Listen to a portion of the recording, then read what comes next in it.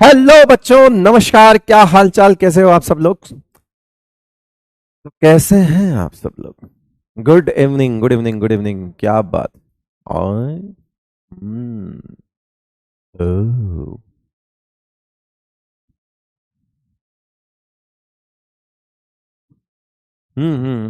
Hello hello hello everyone, good evening. शुभ संध्या sir ji. ओ हो वाह। शुभ संध्या, शुभ संध्या।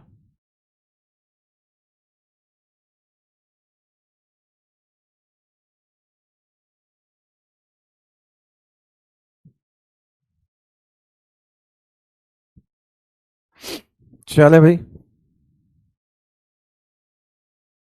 चलते हैं।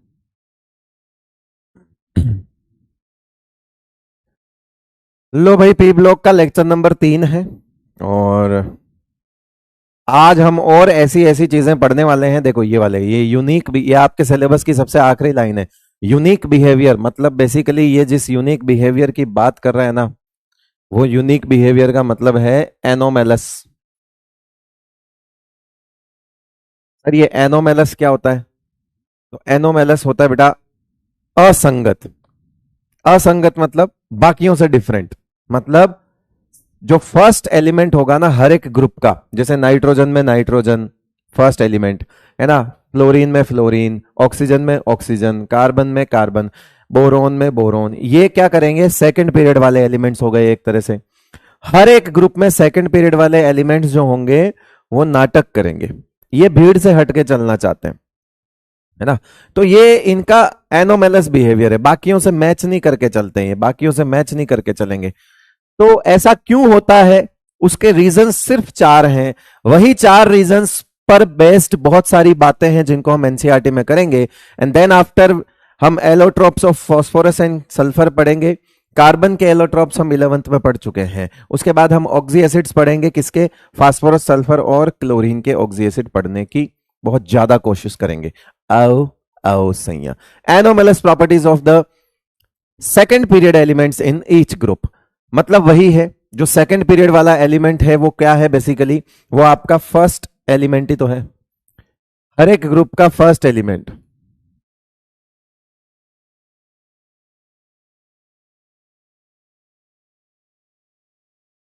या यूं कह दो सेकंड पीरियड एलिमेंट। ठीक है, अब सुनो रीजंस देख लो। पहली चीज, स्मॉल साइज।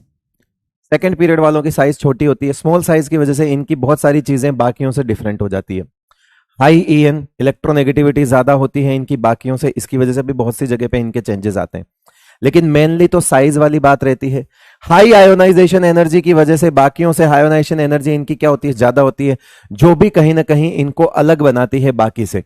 तो ये हैं वो रीजंस जिसकी वजह से ये नाटक करते हैं, जिसकी वजह से ये भीड़ से हटकर चलते हैं। आपसे पूछा जाएगा कितने रीजन है, आप बोल देना ABCD 4 रीजन है। पहला स्मॉल साइज, जैसे ही स्मॉल साइज बोलोगे दिमाग में हाई इलेक्ट्रोनेगेटिविटी आ जाएगा, दिमाग में हाई आयोनाइजेशन एनर्जी अपने आप आ जाएगा। और एक और चीज जो मैंने आपको कोवेलेंसी पढ़ाते हुए बताई थी बेटा, याद करो केमिकल बॉन्डिंग में, कि सेकंड पीरियड वाले एलिमेंट्स मैक्सिमम 4 बॉन्ड बना सकते हैं। इस पर इससे जुड़ी हुई बात हर एलिमेंट के लिए लिखी होगी। Second period, non availability of vacant D orbitals, इनके पास डी ऑर्बिटल नहीं होने की वजह से इनकी बहुत सारी केमिस्ट्री बाकी ग्रुप के दूसरे एलिमेंट से अलग रहती है। जैसे फास्फोरस 5 बॉन्ड बना लेता है लेकिन नाइट्रोजन नहीं बना सकता। नाइट्रोजन डी पाई पी पाई टाइप के बॉन्ड्स नहीं बना सकता, क्योंकि डी है ही नहीं तो कैसे बनाएगा। तो यही सारी चीजें आप देखना। ये देखो, तो मैंने आपको और आसान करने की कोशिश करी है, हालांकि हम तो एनसीईआरटी की लाइंस पढ़ने वाले हैं अभी इसके बाद। तो रीजन घूम फिर के यही रीजंस आएंगे। मैं आपको जितनी लाइंस एनसीईआरटी में पढ़ाऊंगा उन सब के पीछे ये 4 रीजन छुपे हुए होंगे कहीं ना कहीं। कभी साइज का, कभी ईएन का, कभी आईपी का, कभी वैकेंट डी ऑर्बिटल नहीं होने की वजह से कुछ न कुछ हो रहा होगा। अब जरा देखो, स्मॉल साइज होने की वजह से पाई बॉन्ड इजीली बना लेते हैं। तो आप देखोगे, आपको अभी जस्ट अगली स्लाइड पे ये लिखा होगा कि कार्बन हो गया, बोरोन हो गया, कार्बन हो गया, नाइट्रोजन हो गया, ये सब सेकंड पीरियड वाले छोटी साइज के हैं। तो ये अपने साथ और या फिर अपने ही जैसे छोटे यानी कि सेकंड पीरियड वालों के साथ मल्टीपल बॉन्ड्स बना सकते हैं। क्योंकि पाई बॉन्ड तब आसान होता, पाई किसके बाद बनता है बेटा, सिग्मा के बाद, याद आ रहा है, कोलेटरल ओवरलैपिंग से पाई बॉन्ड बनता है। यहां वाला बॉन्ड क्या होता है बेटा, सिग्मा। अगर साइज बड़ी होगी तो ये सिग्मा बॉन्ड क्या होगा, बड़ा। अब सोचो अगर इसी साइज का पेन अगर मैं यहां पे ऐसे रख दूं और फिर मैं बोलूं कि मेरे दोनों हाथ जोड़ पाऊंगा क्या, नहीं। इसीलिए सिग्मा छोटा होना चाहिए तब पाई बन पाता है दूसरे नंबर पे। अगर सिग्मा बड़ा होगा तो ये मेरे दोनों हाथ नहीं जुड़ पाएंगे, कोलेटरल ओवरलैपिंग नहीं हो पाएगी। याद आ रहा है ना, वो इस तरह की ओवरलैपिंग होती थी पाई बॉन्ड बनाने के लिए। तो सिग्मा छोटा हो इसके लिए जरूरी है कि इंटर न्यूक्लियर डिस्टेंस कम हो, और इंटर न्यूक्लियर डिस्टेंस कम हो इसके लिए जरूरी है कि इधर वाला और इधर वाला जो दोनों एटम है वो छोटे हों। अगर एटम की साइज बढ़ेगी तो बताओ ये एटम दूर हो जाएंगे, क्यों, क्योंकि इनका जो सिग्मा बॉन्ड है वो लंबा हो जाएगा, क्यों, क्योंकि इंटर न्यूक्लियर डिस्टेंस ज्यादा हो जाएगी।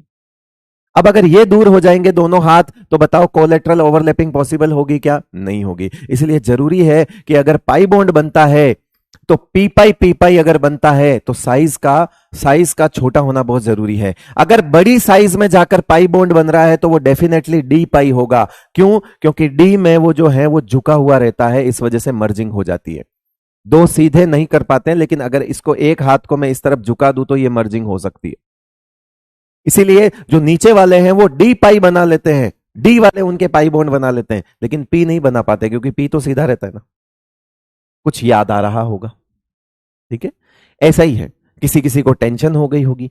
मैं इस चीज से नहीं डरता हूं, बहुत सारे टीचर्स तो 11th क्लास की बात को बोलने से बचते हैं कि सर अगर अपन ये बोलेंगे तो बच्चे को वो तो याद होगा नहीं, और जब वो याद नहीं होगा तो वो तो अपना का फीडबैक खराब कर देगा। अरे बेटा, मैं तो कह रहा हूं कि तुम्हें चिंता आ जाए, अगर मैं बोलता हूं कि ये 11th का है और अगर तुम्हें वो याद नहीं है और तुम टेंशन में आ गए तो मुझे इस बात की बिल्कुल भी टेंशन नहीं है, क्योंकि टेंशन बहुत जरूरी होती है पढ़ाई के लिए, थोड़ी सी तो होनी चाहिए वरना नहीं होगी पढ़ाई। चलो आओ।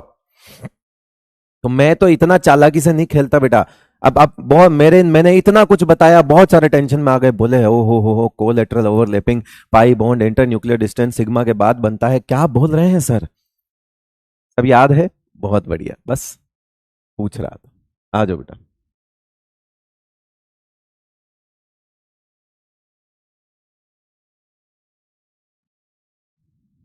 तो मैं अपने शॉर्ट टर्म फायदे नहीं देखता बेटा, मैं तुम्हारे लॉन्ग टर्म फायदे की बात करता हूं। अपना सीधा कॉन्सेप्ट है, ठीक है। तो शॉर्ट टर्म फायदा नहीं चाहिए, मैं इस एक लेक्चर को का फीडबैक नहीं देखता, है ना। मुझे मेरा फीडबैक तब मिलता है जब आप में से बहुत सारे बच्चे सेलेक्ट हो जाते हैं, वो मेरा रियल फीडबैक होता है। मुझे फर्क नहीं पड़ता है एक लेक्चर में मैंने क्या समझाया, एक लेक्चर में मैंने कुछ 11th की बात करी तो तुम परेशान हो गए ये सब नहीं देखता मैं। यस, तो बोरोन फैमिली के लिए देखो क्या क्या बातें लिखी हुई है, ये एनसीईआरटी है। सर हम इसको साथ में नोट करें क्या, नहीं बेटा, ये सब कुछ एनसीईआरटी में लिखा हुआ है और एनसीईआरटी आपके पास होती है, ठीक है। देखो क्या क्या लिखा हुआ है, the first member of p block differs from the remaining members of their corresponding group in the two major respect. First in the size, कह रहा है कि साइज की वजह से, ठीक है, साइज की वजह से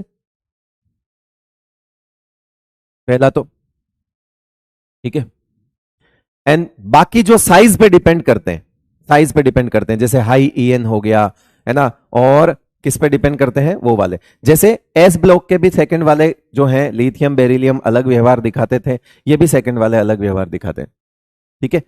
अब क्या मेन डिफरेंस क्या है वो देखो, the second important difference which applies only to the p block not for the s block, क्यों, क्योंकि एस ब्लॉक वाले जनरली आयनिक कंपाउंड बनाते हैं।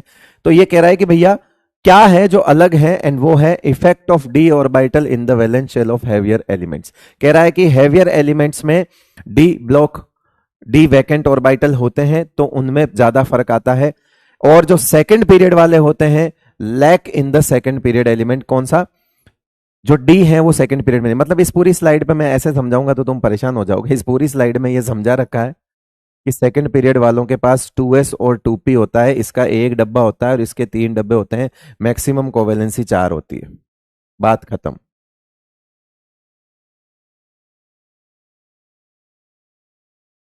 बस ये समझा रखा है इस पूरे पे, और ये हमने कहां समझ लिया, 11th क्लास के केमिकल बॉन्डिंग में ये लिखा हुआ है, ठीक है बेटा।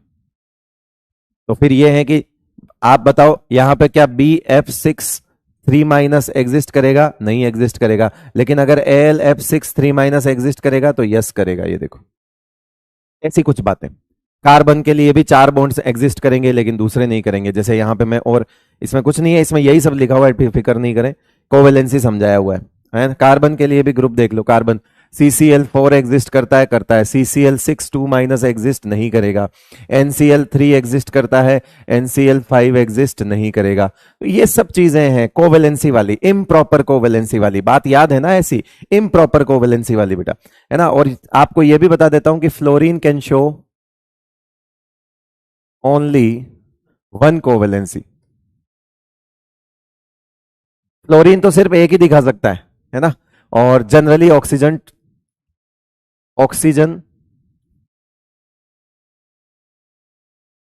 Can show 2 max 2 covalency, maximum 2 covalency. 3 वाली जो तीसरी होती है वो उसकी कोऑर्डिनेट बॉन्ड वाली वैलेंसी होती है, तो वो फिर अलग चीज होती है, वो है ना, कोऑर्डिनेट वाली बॉन्ड होती है। इन सम केसेस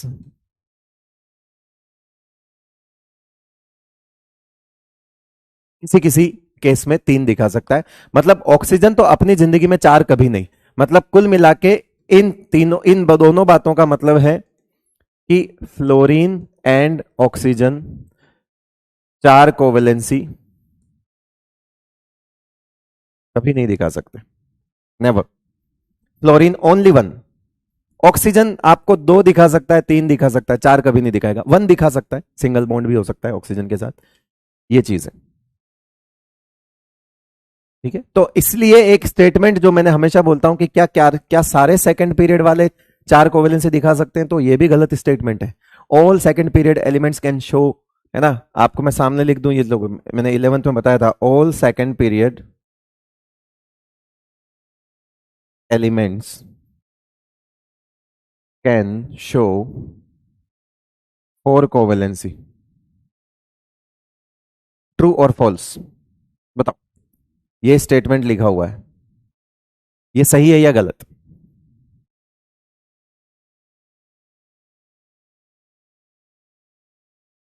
एक लिख रहा है समझ नहीं आ रही।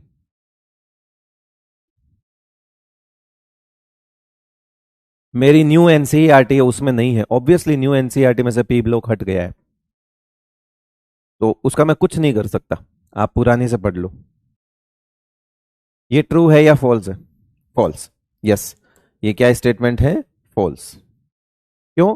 क्योंकि maximum covalency of second period element can be for true, but all second period elements can show 4 covalency, गलत। फ्लोरीन और ऑक्सीजन नहीं दिखा सकते बेटा, फ्लोरीन और ऑक्सीजन नहीं दिखा सकते। ठीक है, तो बात बात का फर्क है, वो क्या कहना चाह रहा है, स्टेटमेंट आ जाए तो वो क्या पूछना चाह रहा है। वो अगर ये पूछता है कि सेकंड पीरियड एलिमेंट्स की मैक्सिमम कोवेलेंसी 4 होती है, देन ट्रू होगा। लेकिन वो बोल दे कि सारे सेकंड पीरियड एलिमेंट्स की मैक्सिमम कोवेलेंसी 4 होती है, वो गलत होगा।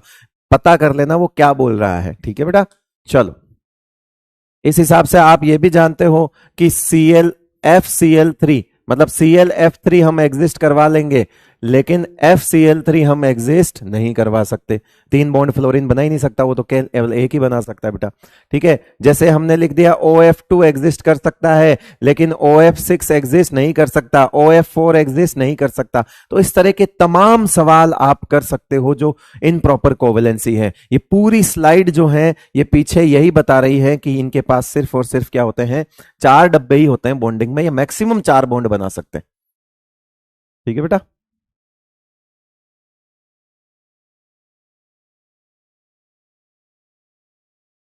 आ जाओ अगला पैराग्राफ देखते जाओ।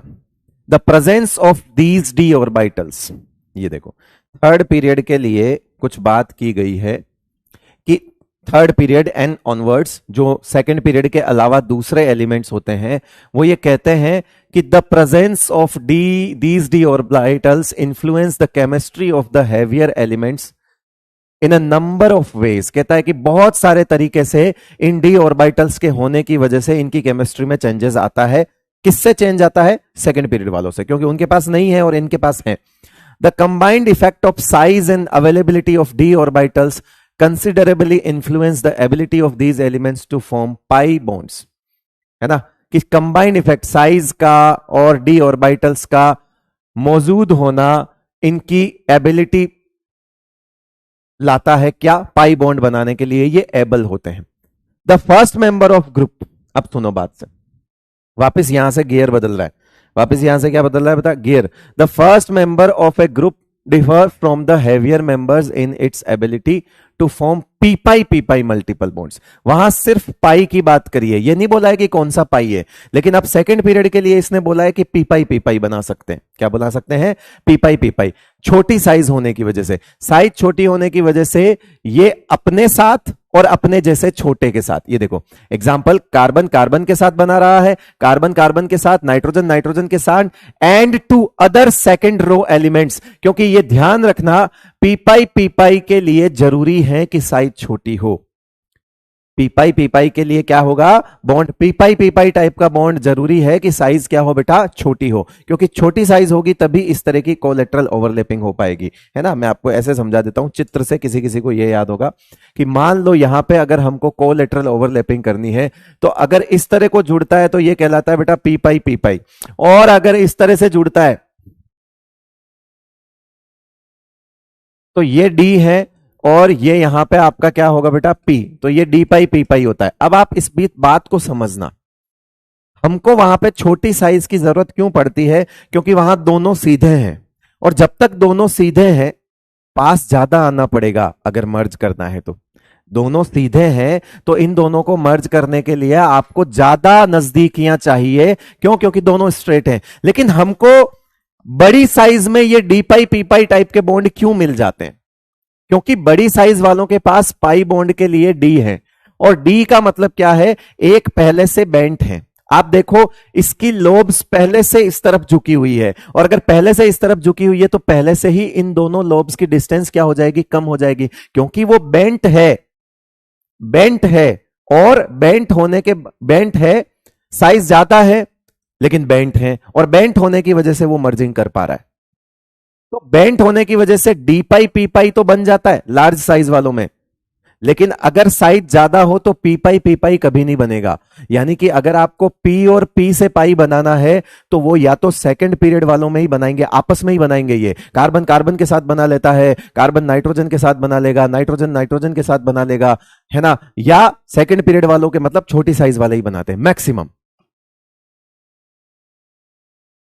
ये 11th है ना बेटा, कार्बन फैमिली चल रही है तो ठीक है, वरना जो समझा रहा हूं वो समझ लो।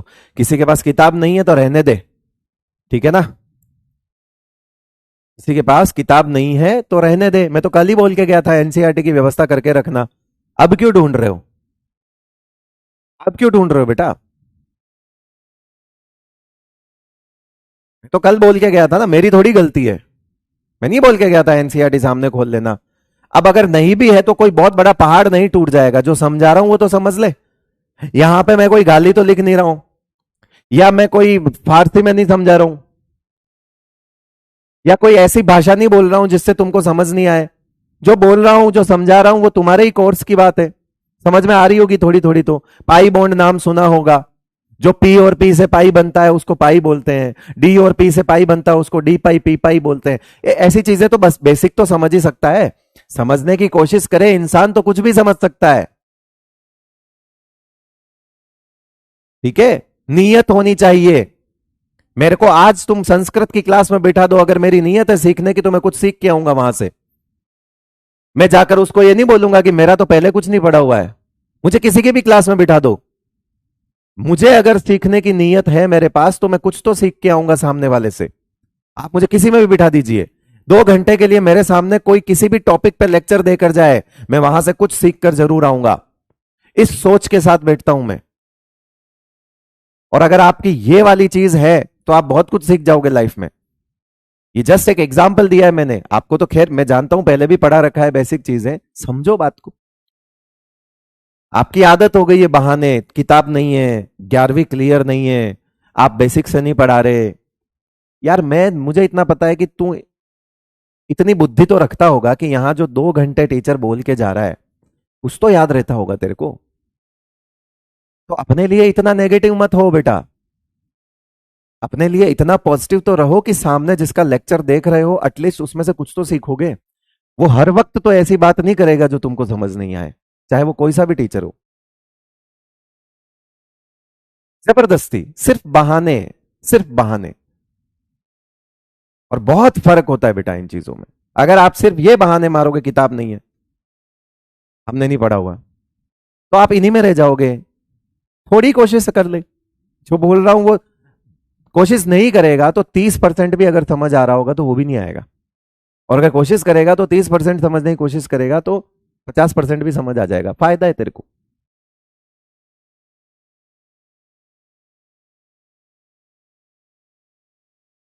ठीक है ना? आप कभी नहीं समझोगे इस चीज को, क्योंकि आपको सब कुछ सीधा मिलने लग गया है। आप में से कोई बुरा मत मानना, लेकिन आप आजकल की जनरेशन मेहनत नहीं करना चाहती। घर पे लेक्चर है, घर पे सब कुछ है, टीवी में देखना है, मोबाइल में देखना है, लैपटॉप में देखना है। कैसे भी करके पेरेंट्स जो काबिल हैं उनको तो दिक्कत है नहीं, और जो बेचारे पेरेंट्स असमर्थ हैं वो भी आपके लिए ये चीजें तो जरूर प्रोवाइड करा रहे हैं। मैं कह रहा हूं किसी के पास कितनी इनकम सोर्स कितना भी कम क्यों ना हो, वो किसी बच्चे की पढ़ाई को तो नहीं रोक के बैठा होगा पेरेंट्स। लेकिन जो नखरे होते हैं ना बच्चों के, जो नखरे होते हैं ना, मैंने अक्सर देखे हैं, वो नखरे इस चीज से देखते ही नहीं है कि कोई कितना मेहनत कर रहा है हमारे लिए।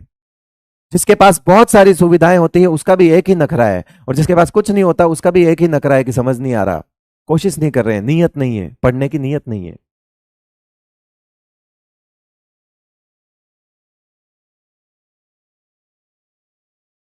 11वीं ये हो गई, 11वीं वो हो गई। अरे तो भाई मौसी का लड़का थोड़ी आएगा तेरा पढ़ने के लिए 11वीं, यार तुझे ही पढ़नी है,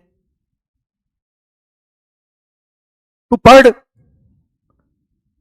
कम कर दे 2 घंटे नींद रात की अपनी, पढ़ना तो पड़ेगा। तुझे डॉक्टर बनना है ना, तो करना तो पड़ेगा भाई। और तू नहीं, मान लो नहीं करेगा तो मैं ऐसा थोड़ी कह रहा हूं कि तू कुछ नहीं कर पाएगा, नहीं, लेकिन डॉक्टर तो नहीं बन पाएगा फिर, क्योंकि डॉक्टर बनने के लिए तो ये नियम है कि एक एग्जाम है उसको क्रैक करना पड़ता है। ये तो क्यों बोल दूं मैं कि लाइफ में सक्सेसफुल नहीं हो पाएगा, वो तो तब भी हो सकता है, जरूरी थोड़ी एक डॉक्टर बन के ही सक्सेसफुल होगे, ऐसा तो नहीं है। लेकिन बात है कि आप डॉक्टर बनना चाह रहे हो तो ये तो एक नॉर्मल प्रोसेस है ना, इससे तो गुजरना ही पड़ेगा, आपको पढ़ाई तो करनी ही पड़ेगी, उसका तो कुछ नहीं हो सकता। एनसीईआरटी नहीं है, क्या करें, नहीं है तो डाउनलोड कर ले भाई पुरानी कहीं से, पिछले साल की। मैं क्या कर सकता हूं? इसीलिए मैंने कल बोल दिया था।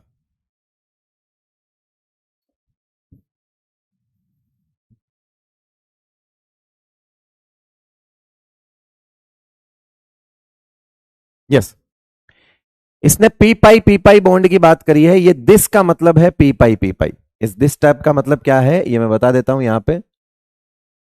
P pi P pi type of pi bonding is not particularly strong for the heavier p block elements, reason due to large size, पीछे अभी बता दिया। ठीक है, ये किस वजह से बता, पीछे की साइज की वजह से not strong in the heavier P block elements. P pi नीचे नहीं बनेगा, ठीक है, पी पाई नीचे वालों में नहीं बनेगा। अब इसने गियर चेंज किया कि तो फिर हैवियर एलिमेंट्स में जो पाई बॉन्डिंग होती है वो कैसी होती है। तो मैंने बताया कि जो हैवियर एलिमेंट्स में पाई बॉन्डिंग होती है वो डी को इन्वॉल्व करके बनाते हैं, और डी की लोब झुकी हुई होती है, इसलिए मर्जिंग आसान हो जाती है।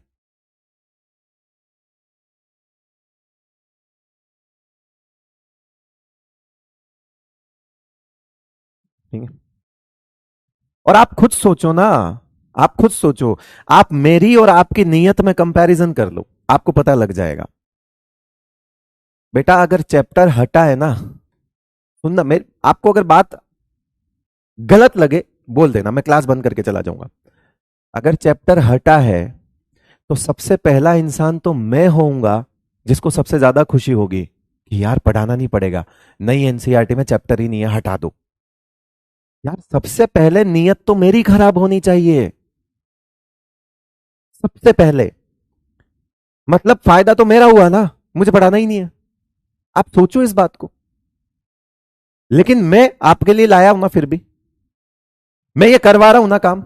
आप बिलीव नहीं करोगे, मेरे पास ऑलमोस्ट सारे टीचर के मैसेज और कॉल आ चुके हैं, सर पी ब्लॉक का क्या करना है।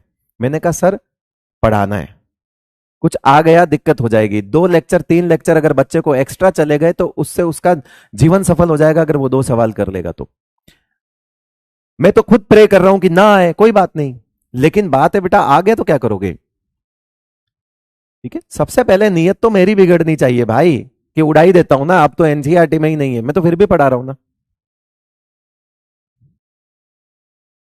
सोचो, फिर भी पढ़ा रहा हूं, मुझसे बड़ा बेवकूफ कौन होगा, नहीं ना।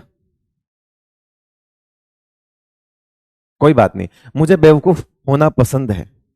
बहुत सारे समझदार होंगे जो बोल देंगे पी ब्लॉक हट गया, चले जाएंगे, नहीं पढ़ाएंगे। मुझे नहीं चाहिए वैसी समझदारी। मेरे को 2 लेक्चर बेवकूफी करके अगर तुमको पढ़ाना पड़ता है, मैं पढ़ाऊंगा। यस, तुम सुन सको सुन लो, मेरा तरीका यही है। The heavier elements do form pi bonds but this involves D orbital. मैंने कहा नीचे वाले बड़ी साइज के होते हैं, वो पी पाई नहीं बना सकते। वो पी पाई क्यों बनाएंगे, तो इन्होंने कहा कि द हैवियर एलिमेंट्स जो नीचे वाले हैं वो भी पाई बॉन्ड बनाते हैं, but this involves D orbital. कहा कि वो बनाते हैं, बस वो जो टाइप हो जाएगा उसमें डी इन्वॉल्व हो जाएगा। वो डी तरह के पाई बनाएंगे, या तो डी पाई पी पाई बना लेंगे, या डी और डी मिलके बना लेंगे। देखो इससे, और इसके इसके अलावा एक और चीज होती है, वो भी देख लो। ये देखो, अब मान लो दोनों ही डी हैं, तो आप खुद सोचो, अगर दोनों ही डी हैं तो फिर तो ये दोनों ही झुके हुए हो गए, और दोनों ही झुके हुए हो गए तो इस तरह की बॉन्डिंग को क्या बोलोगे आप, डी पाई बोलोगे, है ना।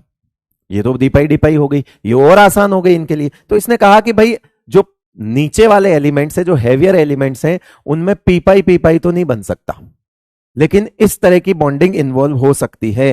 कारण साइज भले ही बड़ी हो, लेकिन ये झुके होने की वजह से वो मर्जिंग आसान हो जाती है बेटा। ओवरलैपिंग जो है मर्जिंग होती है, और वो मर्जिंग क्या हो जाती है, आसान हो जाती है। यहां तक बात क्लियर है, यस और नो। एक एक लाइन समझा रहा हूं एनसीईआरटी की, इससे ज्यादा क्या कर सकता हूं, है ना, जिसको आप तक फेंक के रख दिया। ये 11th क्लास की एनसीईआरटी बेटा, सबसे इंपॉर्टेंट बात तो ये है। मैं तो ये कह के भी भाग सकता हूं कि मैं तो 12th पढ़ा रहा हूं, मैं क्यों पढ़ाऊं 11वीं, है ना। अब इन उसने वापस यहां से गियर को चेंज किया है, इस बात का ध्यान रखना, और इस बात को एक अलग मतलब पे लेके गया है, जिस बात का मतलब टीचर्स भी गलत मतलब निकालते हैं। ठीक है, और मैं आपको अपने 11th क्लास के नोट्स से इस बात को प्रूव करवा दूंगा कि ये क्या कह रहा है। अभी ऊपर जो पढ़ा वो सब आपको याद हो गया, ऑलमोस्ट आपने 3-4 पॉइंट सीखे हैं ऊपर की इन 6-7 लाइन से। अब आप यहां से मेरे साथ वापस पढ़ना शुरू करो, अभी आपको समझ आएगा।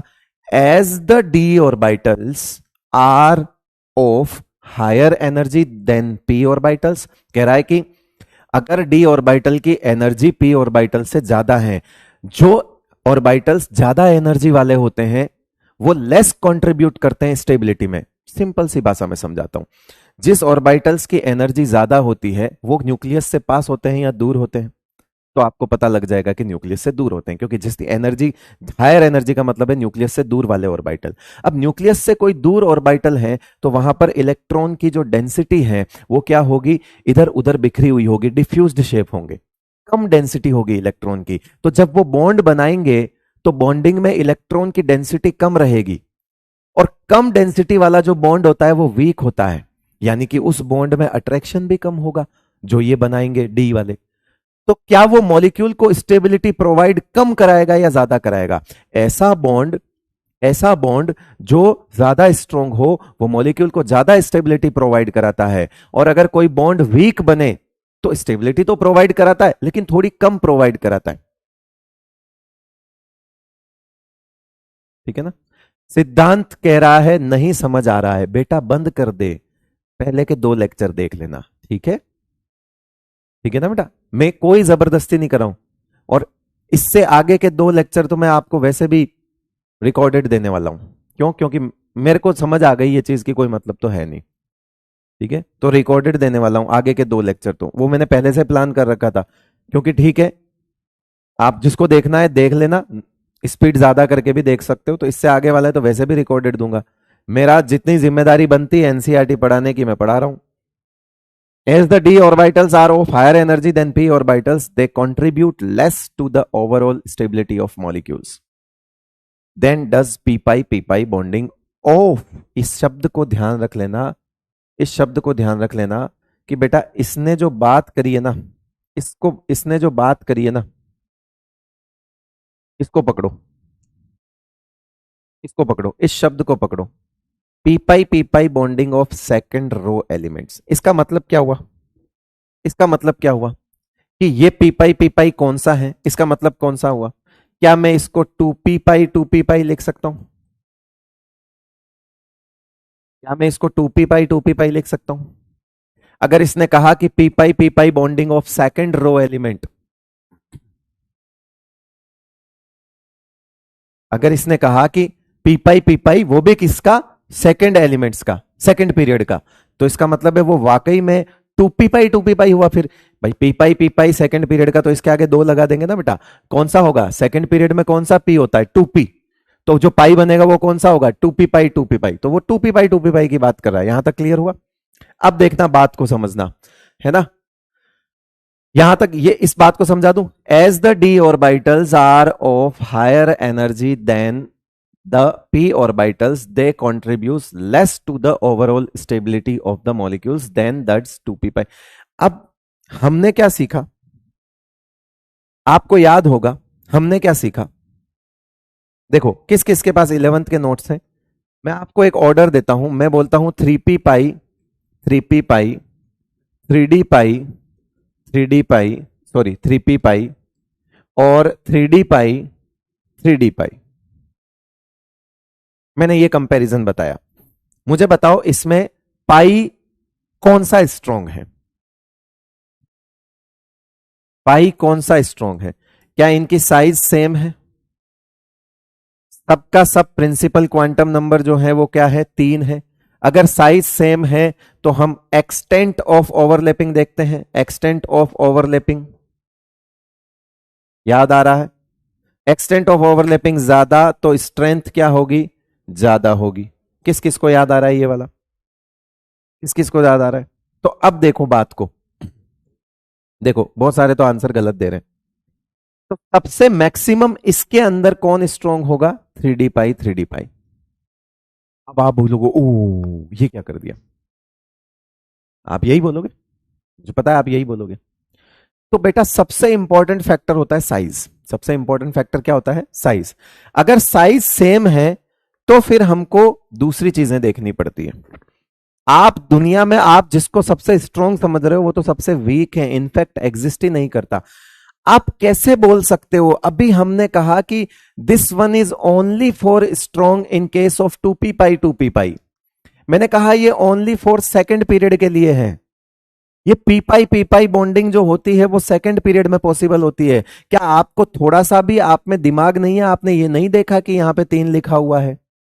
तो this particular type of P pi bonding है ना, एंड हम जिसके बारे में बात कर रहे थे वो सेकंड पीरियड के लिए ही तो बात कर रहे थे. मैंने कहा कि इस तरह की बॉन्डिंग सेकंड पीरियड वालों की होती है, पी और पी की. आपने यहां देखा नहीं कि ये थर्ड पीरियड के पी और पी हैं, आपका दिमाग नहीं लगा इतना सा.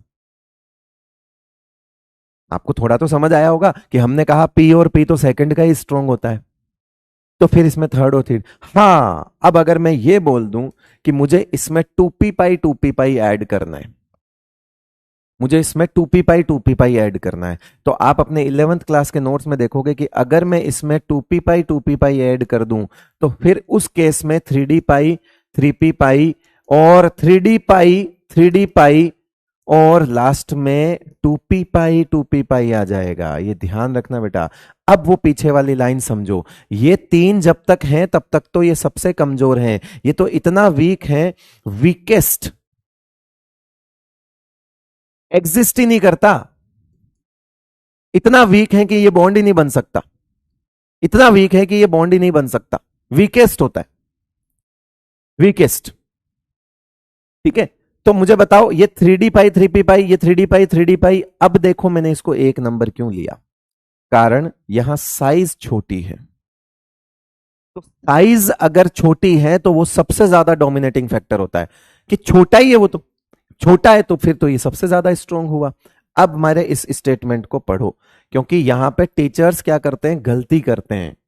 और वो गलती यह करते हैं कि वो इस लाइन को नहीं समझा पाते हैं, क्योंकि उन्होंने क्या कर दिया होता है, पहले ये वाला ऑर्डर कहीं ना कहीं पढ़ा दिया होता है। बच्चा उनके पास जाता है कि सर आपने तो कहा था डी पाई ज्यादा स्ट्रोंग होती है पी पाई से, लेकिन सर एनसीईआरटी तो कह रही है, सर एनसीईआरटी तो कह रही है कि पी पाई जो है सेकेंड रो एलिमेंट्स की, वो ज्यादा स्टेबिलिटी प्रोवाइड कराती है मॉलिक्यूल को। तो सर फिर इस मामले में तो आपका स्टेटमेंट गलत हो गया। तो बेटा ध्यान से पढ़ो, इसने जिस पी पाई की बात करी है वो टू पी पाई है। ये यहां पे किसी की नजर ही नहीं जाती। ये डी को कंपेयर कर रहा है, नो डाउट, नो डाउट ये डी पाई वाली बॉन्डिंग को कंपेयर कर रहा है, लेकिन ये जिस पी के साथ कंपेयर कर रहा है बेटा, वो पी टू पी पाई है, और वो स्ट्रॉन्ग ही होगा।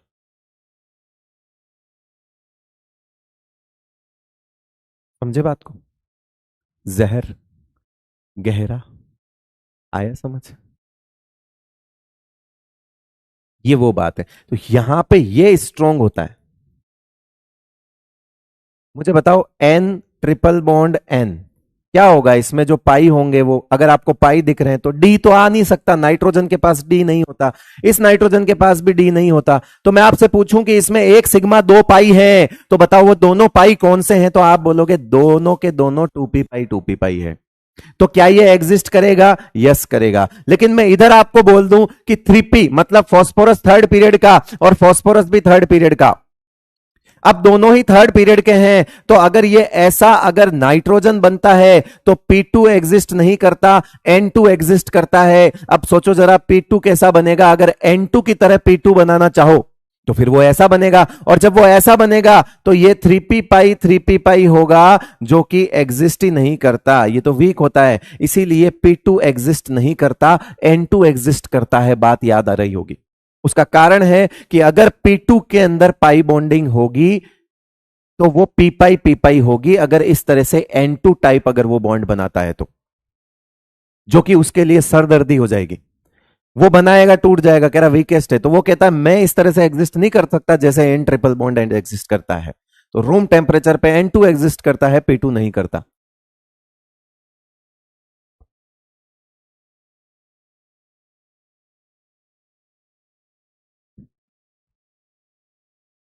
समझ गए बात को? लो, इसके आगे इसने कुछ अलग बात करी है, उसका कोई ऊपर से रिलेशन नहीं है, हाउ एवर लगा के नई बात शुरू कर दी। And that is only the coordination number. कह रहा है कि NO3 माइनस, और कह रहा है कि NO3 माइनस में भी नाइट्रोजन +5 में है, और PO4 3 माइनस में भी फॉस्फोरस +5 में है। सेम ऑक्सीडेशन स्टेट है ना, सेम ऑक्सीडेशन स्टेट है, लेकिन कोऑर्डिनेशन नंबर डिफरेंट है। कोऑर्डिनेशन नंबर का मतलब होता है बेटा सराउंडिंग एटम। कोऑर्डिनेशन नंबर का मतलब क्या होता है? Surrounding atom. तो ये कह रहा है कि यहां पे तो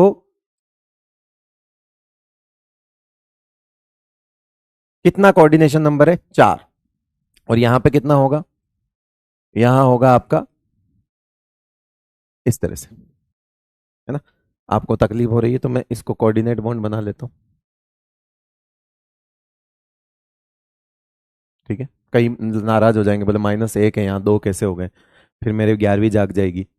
लो भाई ठीक है, यहां 3 कोऑर्डिनेशन नंबर है। तो यही बताया हुआ है इसने कि however the coordination number in the species of heavier elements may be higher than the first element in the same oxidation state. बोला नाइट्रोजन, नाइट्रोजन भी +5 में है, फास्फोरस भी +5 में है, लेकिन नाइट्रोजन 3 कोऑर्डिनेशन नंबर है, मतलब 3 ऑक्सीजन है उसके चारों तरफ, और फास्फोरस के चारों तरफ 4 ऑक्सीजन है ना। और in this unit we will study the chemistry of, ठीक है, ये तो हो गया वैसे भी। चलो, बात समझ आई? ये थोड़ा टाइम लगाने वाला पैराग्राफ था इसलिए लगाया है बेटा, परेशान मत होना। नेक्स्ट है due to the small size of boron, है ना, ड्यू टू द, अब ग्रुप 13 शुरू हुआ प्रॉपर, प्रॉपर ग्रुप 13 में ये बात कहीं लिखी हुई है कि due to the small size of boron, है ना।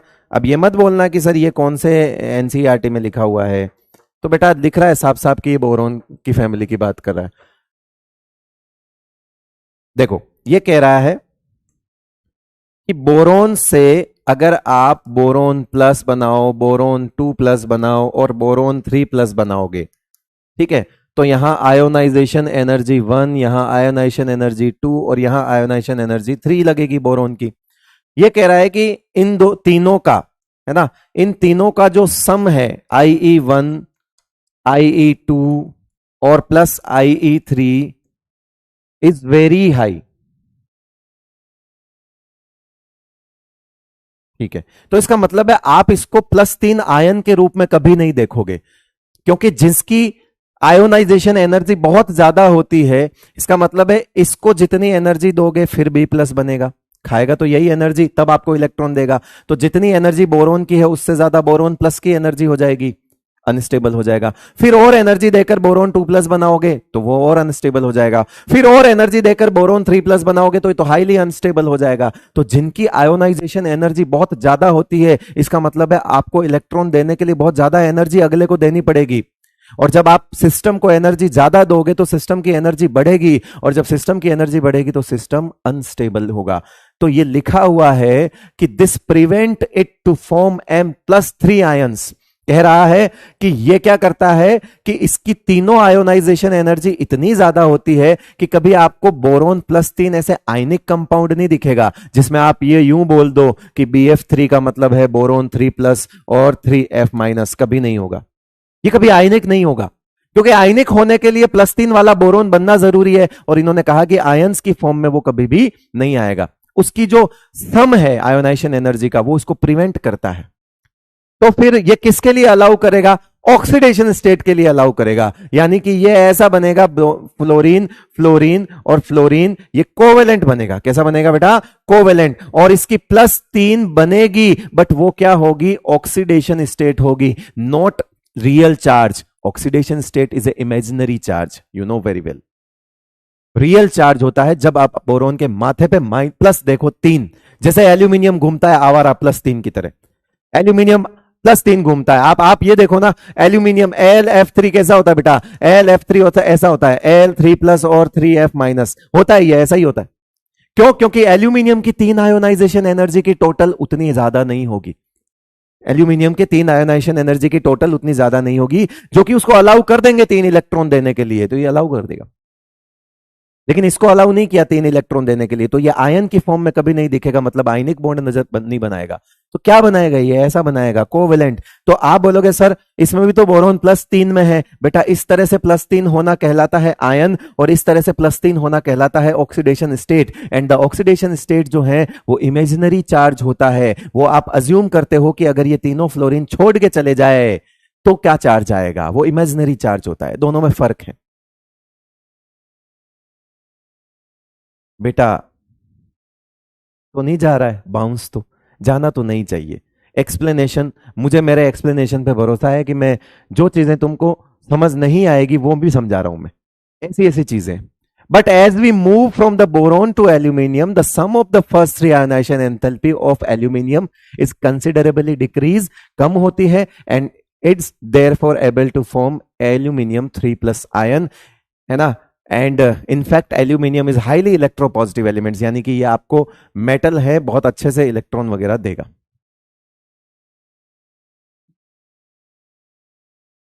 क्लियर है बेटा?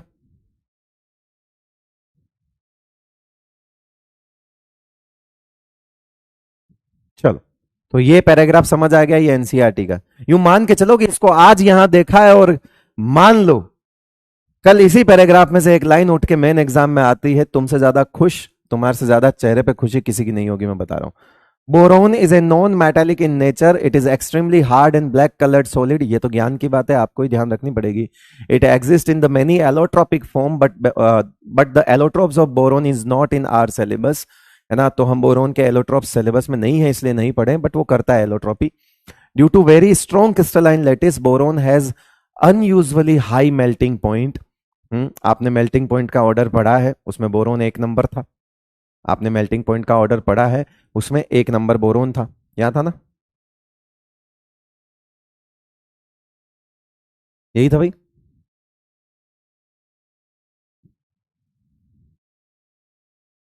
यही था ना। बबीता, अलका, थाईलैंड से, इंडिया गए, यही था। एक बच्चे ने भेजा था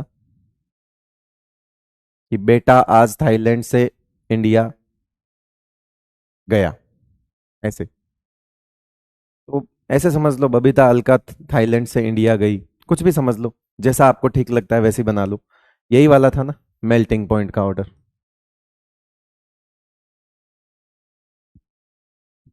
अरे 112, रुक जा, वो हाइड्राइड है बावले। अरे एलिमेंट के मेल्टिंग पॉइंट यार। कभी कभी तो ऐसा लगता है अभी पिछले 40 मिनट से जो समझा रहा था, किसको समझा रहा था मैं? ये पेन नहीं, मुझे बीन महसूस होती है कि ये बीन है, पेन थोड़ी है। और वहां जो सब है वो भैंसे महसूस होती है मेरे को। वो हाइड्राइड में था बेटा, मेल्टिंग पॉइंट 112 हाइड्राइड में थे। वो हाइड्राइड थे, वो भी 15th 16th और 17th ग्रुप के थे, नाइट्रोजन ऑक्सीजन और फ्लोरीन फैमिली के थे। माफ करो ना।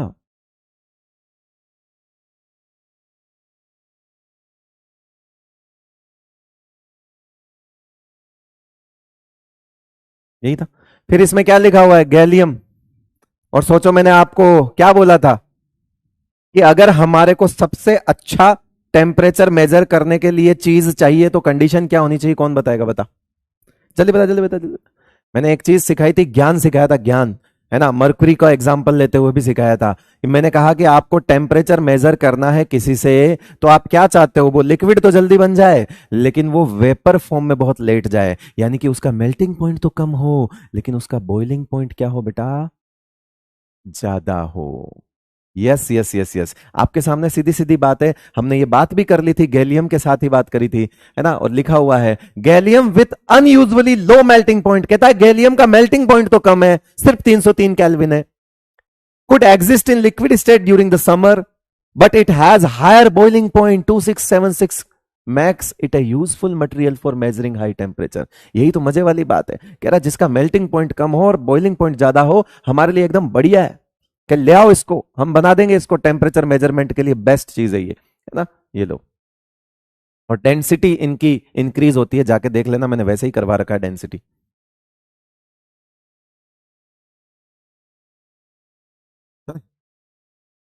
चले चले, आगे चले।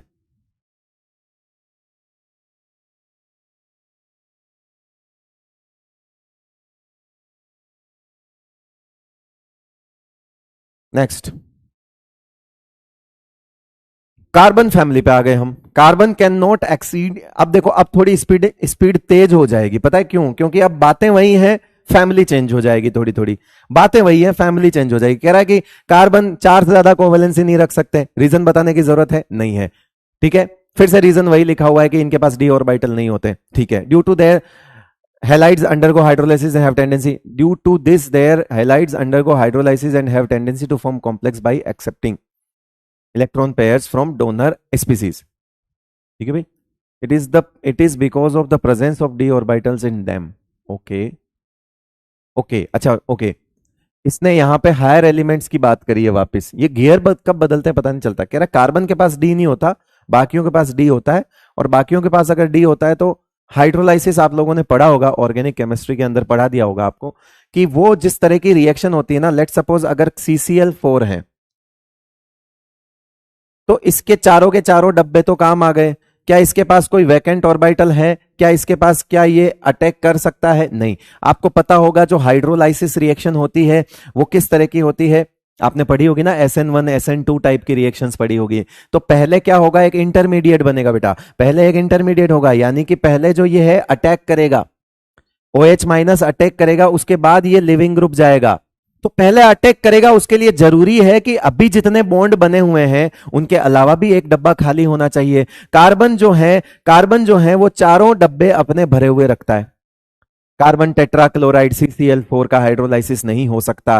क्यों? क्योंकि उसके पास वैकेंट डी ऑर्बिटल नहीं है। कारण, क्योंकि कैसे, कहां से? डब्बा नहीं है, डब्बा नहीं तो ये अटैक नहीं कर सकता, लिविंग ग्रुप जाएगा नहीं, तो वो इंटरमीडिएट कभी बनेगा ही नहीं।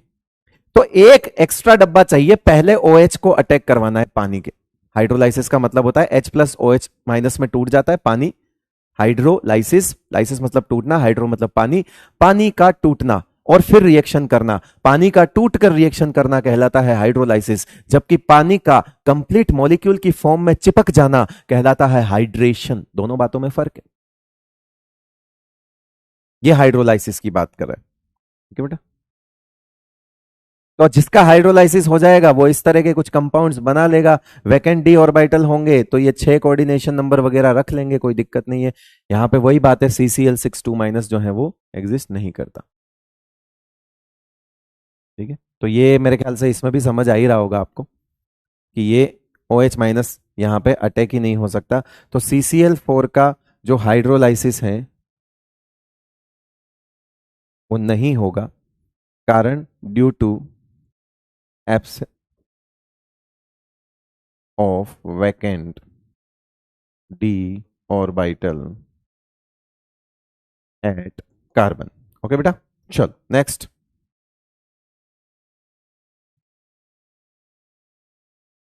मोस्ट ऑफ द MX4, ये देखो हमने कल पढ़ा था, कल पढ़ा था ये सब, है ना। कल किस में पढ़ा था हमने कि कार्बन की रिएक्शन पढ़ी थी हेलोजेंस के साथ, कार्बन वाले ग्रुप की E+X2 वाली बात करी थी ना हमने। तो ये देखो most of the MX4 are covalent in nature, okay.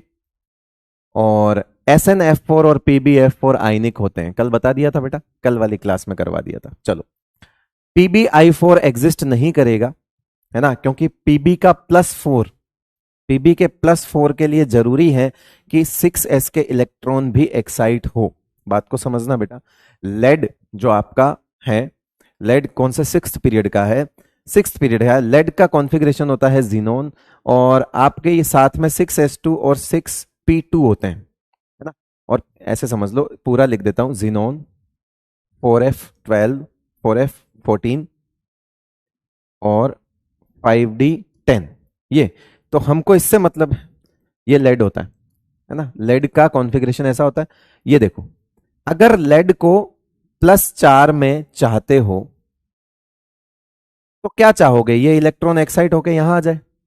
अगर आप चाहते हो कि लेड जो है वो 4 बॉन्ड बनाए तो आप क्या चाहोगे कि ये इलेक्ट्रॉन एक्साइट होके यहां आ जाए।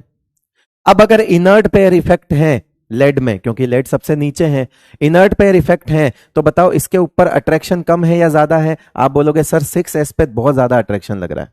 तो अगर 6s पे बहुत ज्यादा अट्रैक्शन लग रहा है तो बताओ इसके इलेक्ट्रॉन को इधर भेजने के लिए हमको एनर्जी भी बहुत ज्यादा चाहिएगी। अगर 6s के 2 इलेक्ट्रॉन पे बहुत ज्यादा अट्रैक्शन लगा रहा है लेड का न्यूक्लियस, क्यों, क्योंकि बीच में F और D आ गए हैं, इनर्ट पेयर इफेक्ट की वजह से इन 2 इलेक्ट्रॉन्स को बहुत टाइटली होल्ड करके बैठा है लेड का न्यूक्लियस।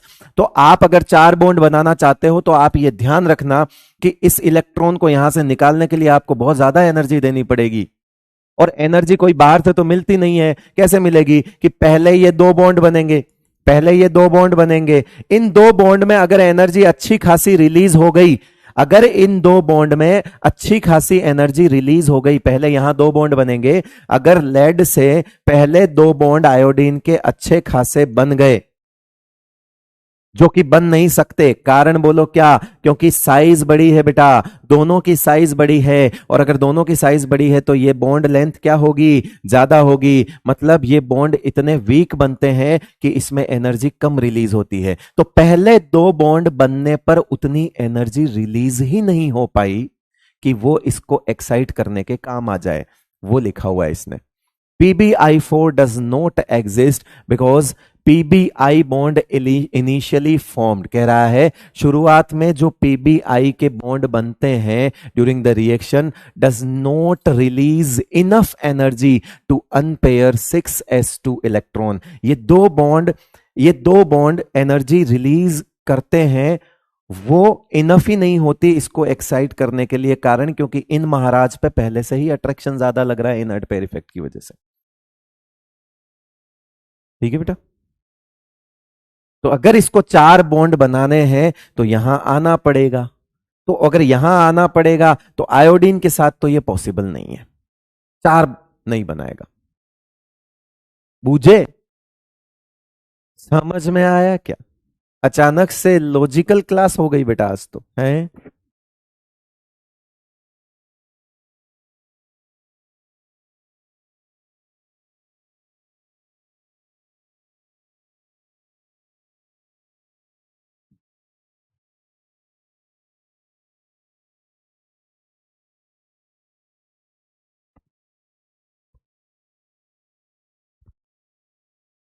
चलो। अरे बेटा, जिसको सामने बिठा के एनसीईआरटी पढ़ाई थी ना ऑफलाइन कोचिंग में, है ना, जिस जिसको भी, 3 लोगों को पढ़ाई थी सामने बिठा के, तीनों एम्स में, जिनको सामने बिठा के एनसीईआरटी पढ़ा दी थी, तीनों एम्स में, और वो भी तीनों दिल्ली एम्स में, एम्स दिल्ली। 942 ये रैंक थी इनकी। सामने बिठा के पढ़ाता था कि बैठ, मैं समझाऊंगा। तुम पूरा मतलब तुमको ऐसे परेशान होने की जरूरत नहीं, समझ में उनके भी नहीं आती थी, कैसे आएगी, मास्टरों को नहीं आती इसकी लैंग्वेज समझ में। भाई इसकी एक बात का मतलब बहुत गहरा होता है। इसको पढ़ाने के लिए आपको 10 फॉरेन ऑथर की किताबें पढ़नी पड़ती है पहले, वो तो वहीं से निकाल के जूस और इन्होंने लिख दिया, एक्सट्रैक्ट कर लो, ऐसी तैसी कराओ, तुम्हारी समझाते रहो। एक लाइन हमने लिख दी, तुम 2 लेक्चर में समझा पाओगे उसको, जाओ।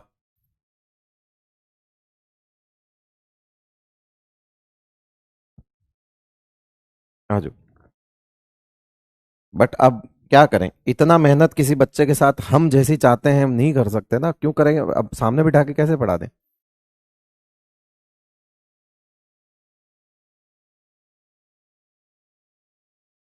घर नहीं जाता था मैं, गार्ड आ जाता था उस इंस्टीट्यूट का, सर 9 बज गए रात के, अब चले जाओ। यार वो थोड़ा 1 पेज और पढ़ा देता हूँ, बैठ के टेबल पे पढ़ाता रहता था। अलग जुनून ही था, मुझ में भी ज्यादा था जुनून।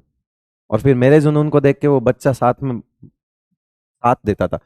Heavier members germanium to lead are able to make halides of formula mx2। जैसे जैसे नीचे आओगे, +2 वालों की स्टेबिलिटी बढ़ती है, कल इनर्ट पेयर इफेक्ट में समझाया था, +4 और +2 वाले, याद करो, याद आ रहा है, बस वही लिखा हुआ है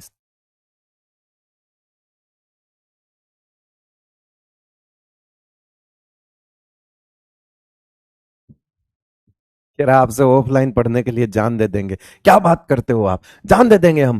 अरे बेटा, अब तो मैं पढ़ाता भी तो नहीं हूँ, तो ऑनलाइन ही पढ़ाता हूँ सिर्फ।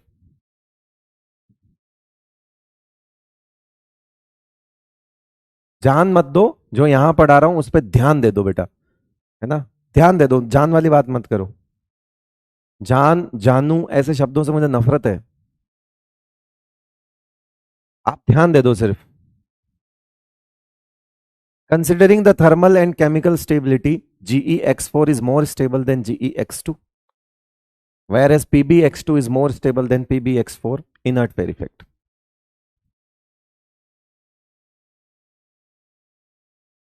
वहां पे ये चीज क्लियर होती है कि नीचे वालों का +2 ज्यादा स्टेबल है, ऊपर वालों का +4 ज्यादा स्टेबल है। तो ये देखो, यहां पे जर्मेनियम जो है लेड में एप्लीकेबल होता है ना, आपको मैं बताता हूं कि इनर्ट पेयर इफेक्ट पूरी तरह से किसके लिए एप्लीकेबल होता है। 13th ग्रुप में थेलियम के लिए, 14th ग्रुप में लेड के लिए, 15th ग्रुप में बिस्मथ के लिए। जो सबसे लास्ट वाले होते हैं ना तीनों 6th पीरियड के, उनमें इतना एप्लीकेबल होता है कि उनकी हायर ऑक्सीडेशन स्टेट से ज्यादा उनकी लोअर ऑक्सीडेशन स्टेट स्टेबल होती है।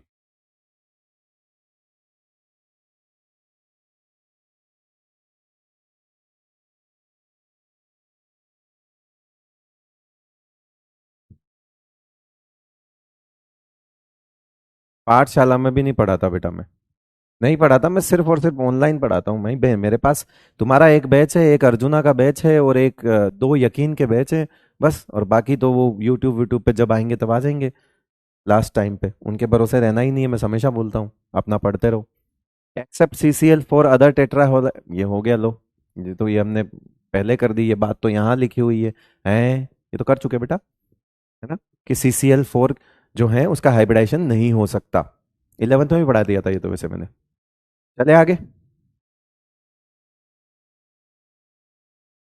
माइंड मैप देख लें क्या, पीरियोडिक टेबल, अगर आपका पहले मुझसे पढ़ा हुआ है तो आप माइंड मैप देख लो, पहले पढ़ा हुआ है मुझसे तो। क्योंकि माइंड मैप में तो बेटा आपको भी पता है कि वो तो फिर अगर 1 घंटे में चैप्टर खत्म करना है तो वो कैसे होगा, तुम बताओ।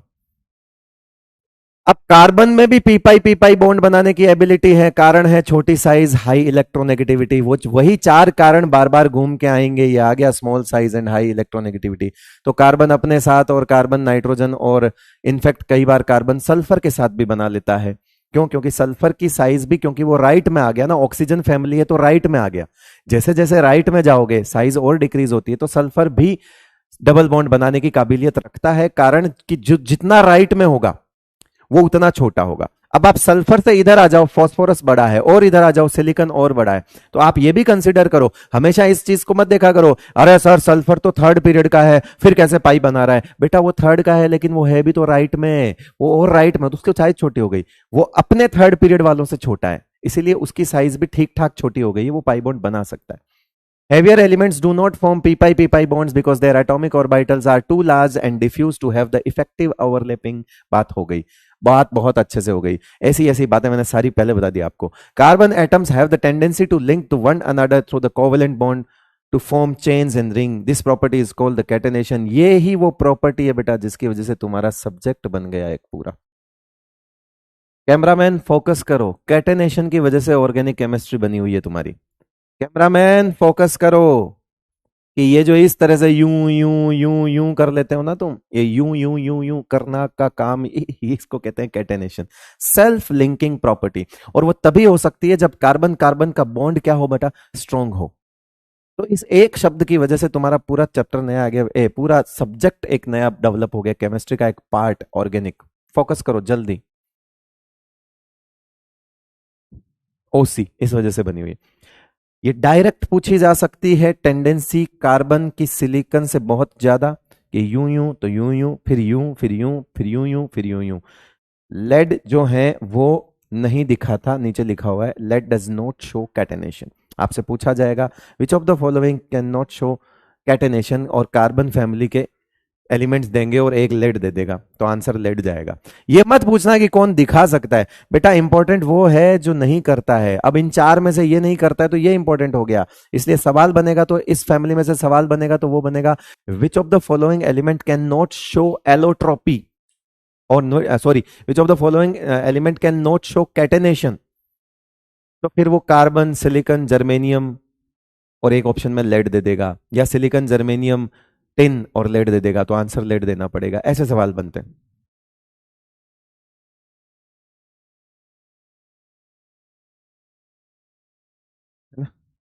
पीडी नहीं बे, पीबी। पीडी तो पैलेडियम होता है 46 एटॉमिक नंबर। क्या चाह रहा है, नहीं पढ़ोगे पिटोगे, मतलब नहीं निकल पैलेडियम प्लेटिनम, नहीं पढ़ोगे पिटोगे। हाँ कैसे भी समझ ले तू। आजा, नाइट्रोजन परिवार, सबसे पहली लाइन ही सबसे इंपॉर्टेंट, एक्सेप्ट नाइट्रोजन।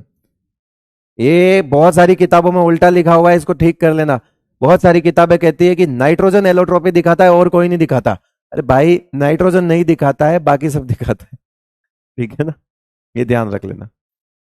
ये ध्यान रख लेना, उसका कारण है नाइट्रोजन, नाइट्रोजन में लोन पेयर रिपल्शन की वजह से उसका सिंगल बॉन्ड सिंगल बहुत वीक होता है। रीजन क्या है, nitrogen single bond nitrogen lone pair repulsion की वजह से वीक होता है, weak bond due to lone pair repulsion. ये सब 11th क्लास में बॉन्ड स्ट्रेंथ के टाइम पे बता दिया। अब जब ये सिंगल सिंगल बॉन्ड जो है वो वीक है, तो एलोट्रोपी में क्या होता है, एक दूसरे से जुड़ना है, कंपाउंड बनाते हैं, तो वो नहीं दिखा सकते। अब हम 12th क्लास में हैं।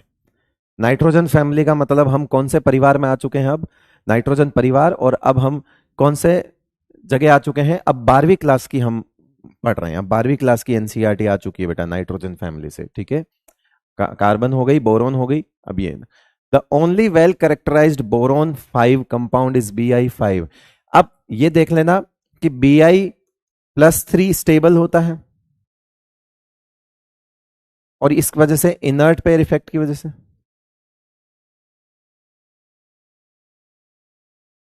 ठीक है। But Bi+5 can exist with fluorine, reason due to high electronegativity fluorine. Fluorine की इलेक्ट्रोनेगेटिविटी इतनी ज्यादा है कि वो उससे इलेक्ट्रॉन खींच के उसको मान लो प्लस में स्टेबल करना है ना, +3 ऑक्सीडेशन स्टेट। इसको एक तो Bi+3 को ऐसे मत लिखो, ये तो गलत हो जाएगा, +3 ऑक्सीडेशन स्टेट, और यहां पे लिखो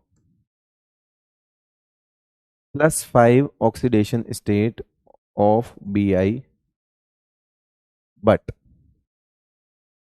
कैन एग्जिस्ट विथ फ्लोरीन। कि भाई आप क्या चाहते हो कि सामने वाले की ऑक्सीडेशन स्टेट हायर रहे, मतलब प्लस में रहे। तो अगर सामने वाले की, जिससे अगर कोई सेंट्रल एटम चाहता है कि मेरी ऑक्सीडेशन स्टेट हायर रहे, तो वो ये चाहता है कि फिर सराउंडिंग एटम जो है वो मेरी तरफ से इलेक्ट्रॉन डेंसिटी को खींच के रखे, तभी तो मैं प्लस में रह पाऊंगा। तो अगर हाई इलेक्ट्रोनेगेटिव एलिमेंट्स जुड़ते हैं सराउंडिंग, जो कि फ्लोरीन है, अगर फ्लोरीन जुड़ता है, ऑक्सीजन भी डाउटफुल है, ऑक्सीजन के साथ भी एग्जिस्ट करता है, बट अकॉर्डिंग टू एनसीईआरटी हम सिर्फ BiF5 को आंसर करेंगे। तो ऑक्सीजन, फ्लोरीन, ये दो ऐसे एलिमेंट हैं जो किसी की भी हायर ऑक्सीडेशन स्टेट को स्टेबल कर सकते हैं। द रीजन इज ये टॉप 2 हाई इलेक्ट्रोनेगेटिव एलिमेंट्स हैं। Fluorine is 4.0 and the oxygen is 3.5। ये किसी की भी हायर ऑक्सीडेशन स्टेट को स्टेबल कर सकते हैं। मैं ऑक्सीडेशन स्टेट बोल रहा हूं बेटा, यानी कि जब जुड़ेंगे तो अपनी तरफ इलेक्ट्रॉन को इतना ज्यादा खींचेंगे कि सेंट्रल एटम के ऊपर पॉजिटिव चार्ज आएगा। और जब किसी सेंट्रल एटम के ऊपर पॉजिटिव चार्ज आ जाए तो वो सेंट्रल एटम तब बिल्कुल एकदम निश्चिंत हो जाता है, चिंता रहित हो जाता है और चिल मारता है। उसको पता है कि साथ में जो बैठे हैं ना, उनका काम है इलेक्ट्रॉन को अपनी तरफ खींचना, तो मेरे ऊपर तो प्लस आएगा, क्या चिंता। बैठे हैं भाई लोग साइड में, खींच के रखते हैं, अपन +5 में चिल मार सकता है, कोई दिक्कत नहीं।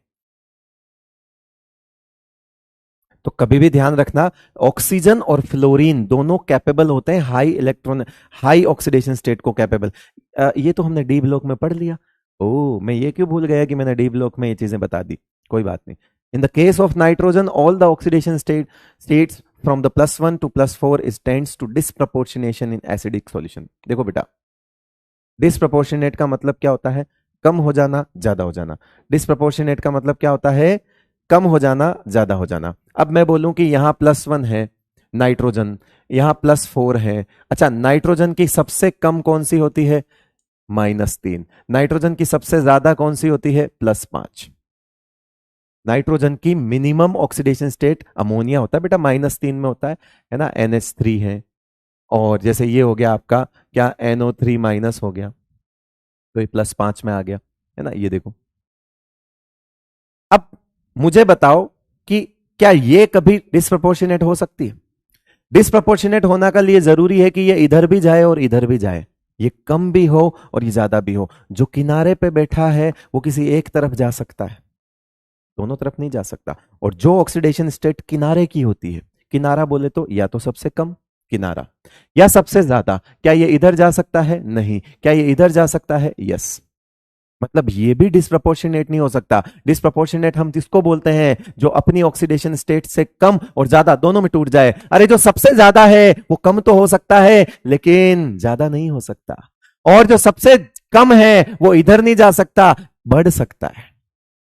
तो यानी कि अब दोनों तरफ कौन जा सकता है बेटा? दोनों तरफ कौन जा सकता है? दोनों तरफ कौन जा सकता है? ये दोनों तरफ जा सकते हैं। याद करो, ये +1 से लेकर +4 तक ये दोनों तरफ जा सकते हैं। क्यों? क्योंकि इनके पास तो है ये बीच वाला। तो याद रखिएगा, intermediate oxidation states are always have a tendency to disproportionate. जो इंटरमीडिएट ऑक्सीडेशन स्टेट होती है ना बीच की, वो दोनों तरफ जा सकती है। लेकिन जो लोवेस्ट ऑक्सीडेशन स्टेट होती है वो बढ़ सकती है लेकिन घट नहीं सकती, और जो हाईएस्ट ऑक्सीडेशन स्टेट है वो घट सकती है लेकिन बढ़ नहीं सकती। यही कारण है कि जो किनारे पे खड़ा है वो किसी एक तरफ ही आ सकता है, लेकिन जो बीच में खड़ा है वो दोनों तरफ जा सकता है, and this is called disproportionation. Okay, redox में पढ़ा था, ऐसे नहीं पढ़ा होगा बेटा। आजा,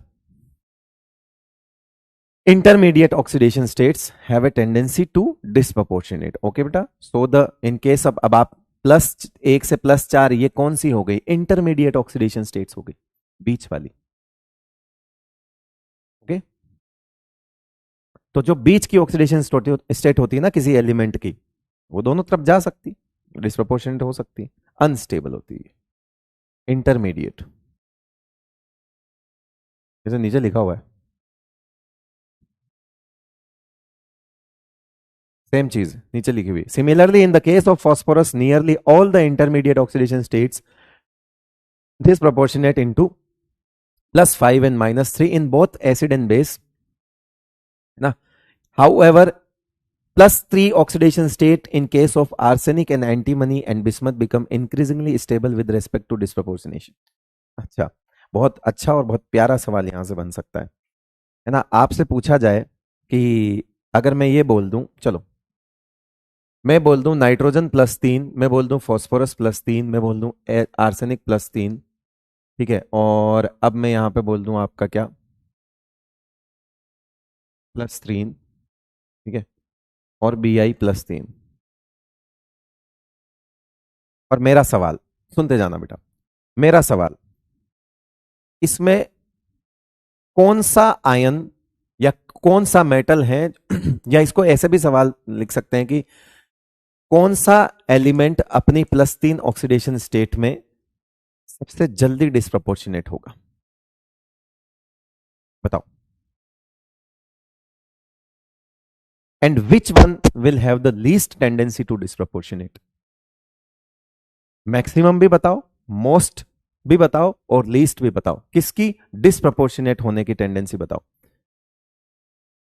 जल्दी। सबसे ज्यादा किसकी टेंडेंसी है डिस्प्रपोर्शनेट होने की, वो भी बताओ, और लिख के बताओ, ऐसे मत लिखो ज्यादा इसकी कम इसकी, ऐसे लिखो। और सबसे कम किसकी है, लीस्ट किसकी होगी, इसकी। क्योंकि इनर्ट पेयर इफेक्ट कहता है कि नीचे आने पर +3 ऑक्सीडेशन स्टेट की स्टेबिलिटी बढ़ती है।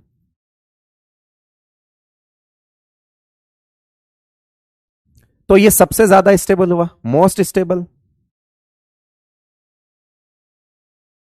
तो फिर लीस्ट टेंडेंसी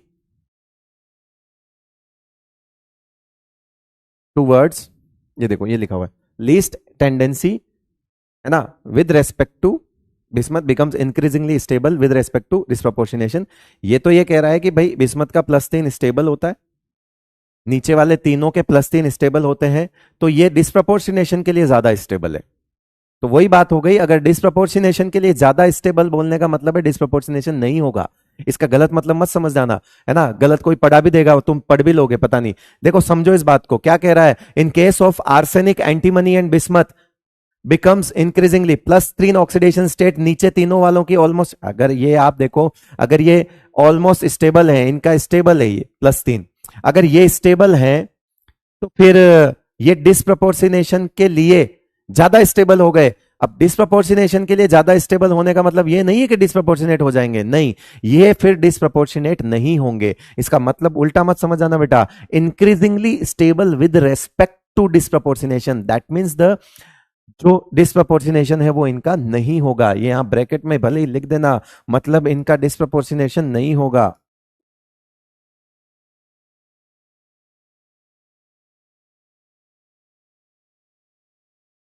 स्टेबल होने का मतलब ये होता है, ओके। हाँ समझ गए, ठीक है, मैं हिंदी मीडियम का हूं ना बेटा, मेरे को समझ में आता है, मेरे को कम समझ आता है, इसलिए समझ ही गए तो फिर हटा दो लोग, कोई बात नहीं, अच्छी बात, अच्छा है।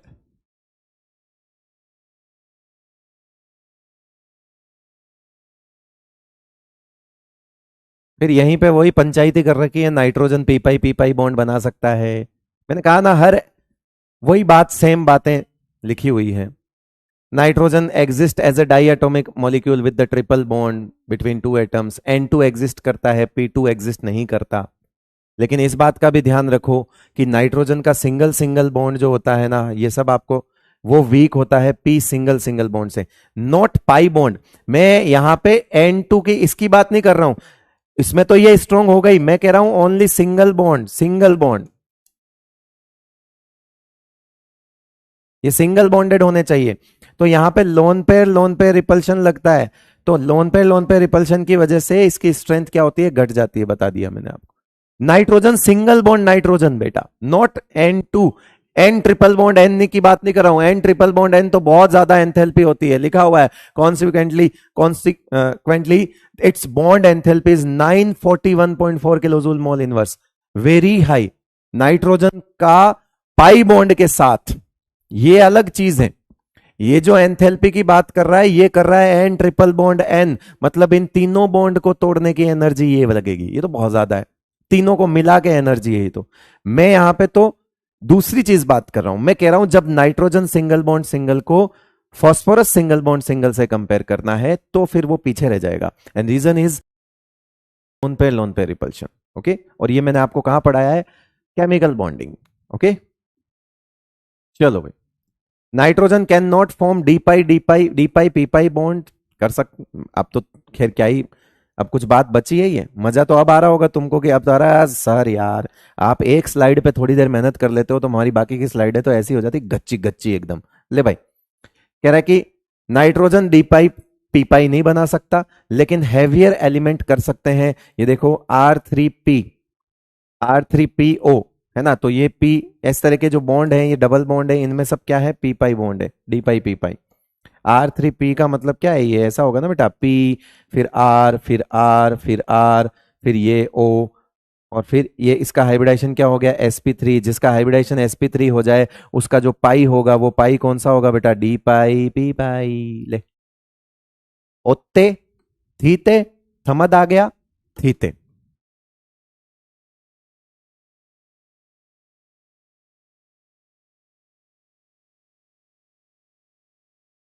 एक कह रहा है डी ब्लॉक आसान लगा थोड़ा पी ब्लॉक से। Yes, phosphorus and arsenic can form d pi bond also with the transition metals when their compounds like PC2H53 and AsC6H53 act as a ligand।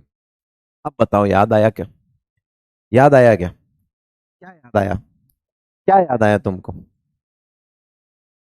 कुछ याद आया होगा इस बात से। बस तुम टॉपिक का नाम बता दो, मैं समझ जाऊंगा तुमको कितना याद है कोऑर्डिनेशन। क्या याद आया उस बात से, बताओ बताओ बताओ। चलो बात ही लगा देता हूं, ऐसे नहीं, अन्याय नहीं करूंगा, पढ़ को ये लास्ट वाली लाइन पढ़ के क्या याद आया, कुछ तो याद आया होगा कोऑर्डिनेशन से। हमने वहां पे भी बोला था कि ये बात पी ब्लॉक में लिखी हुई है।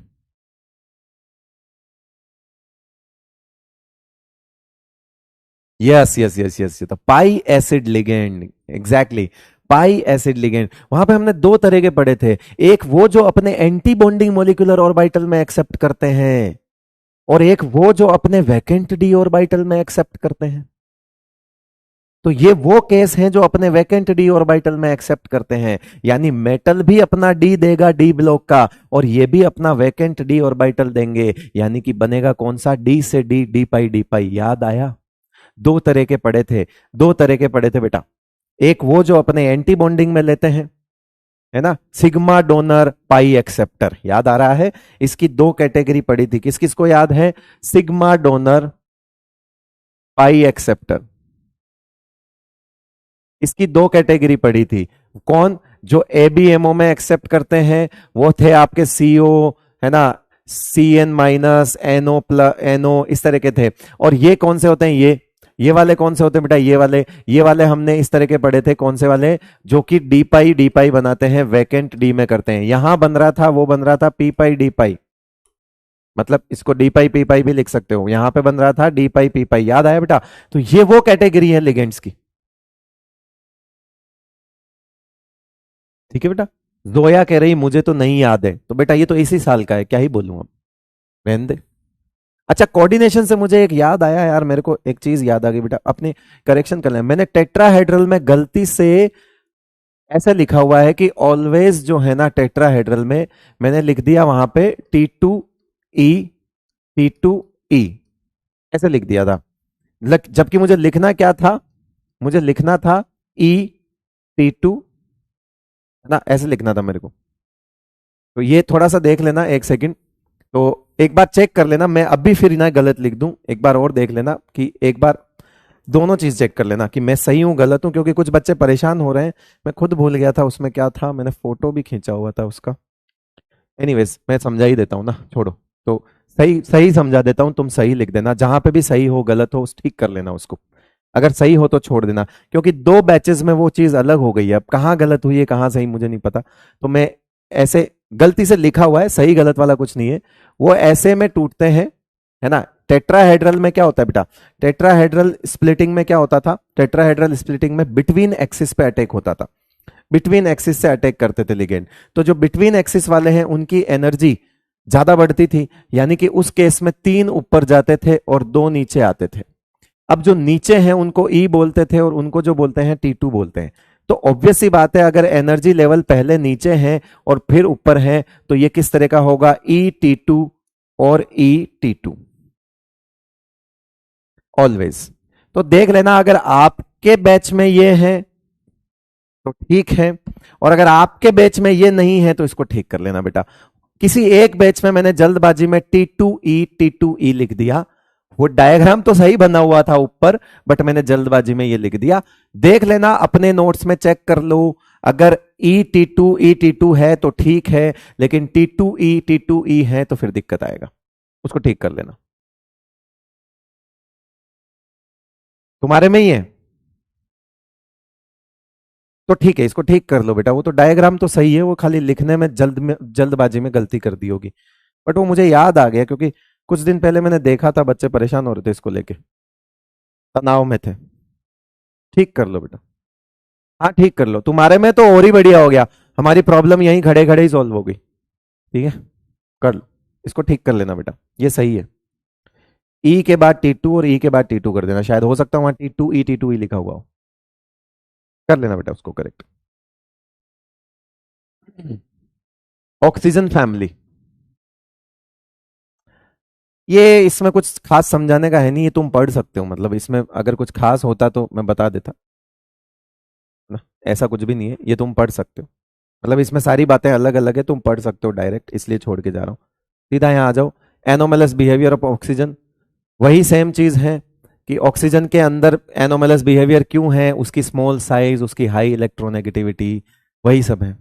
और क्या चीज है, टिपिकल चीज है एक कि इसकी हाई इलेक्ट्रोनेगेटिविटी की वजह से इससे जो ऑक्सीजन जुड़ता है, क्या वो H बॉन्डिंग कर सकता है, कर सकता है। तो यही कारण है कि H2O में H बॉन्डिंग होती है और H2S में नहीं होती, और ये तो आप जानते ही हो।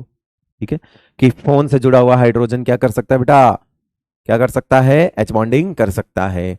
The absence of d orbital in oxygen limits its covalency to 4 and in practice rarely exceeds 2। मैंने अभी आज बात करी ली कि इन सम केसेस ऑक्सीजन 3 कर सकता है, वो सम केसेस का मतलब हो गया रेयरली। कह रहा है कि डी ऑर्बिटल की कमी होने की वजह से ऑक्सीजन कभी 4 बॉन्ड नहीं बना सकता, ये तो हम भी जानते हैं, ठीक है, सेकंड पीरियड का है। लेकिन इन प्रैक्टिस अगर आप देखोगे तो ऑक्सीजन कभी 2 से ज्यादा भी मूव नहीं करेगा, या तो 1 बॉन्ड बनाता है या 2 बॉन्ड बनाता है, कभी कभी 3 बना लेता है, रेयरली एक्सीड्स 2 लिखा हुआ है उसको।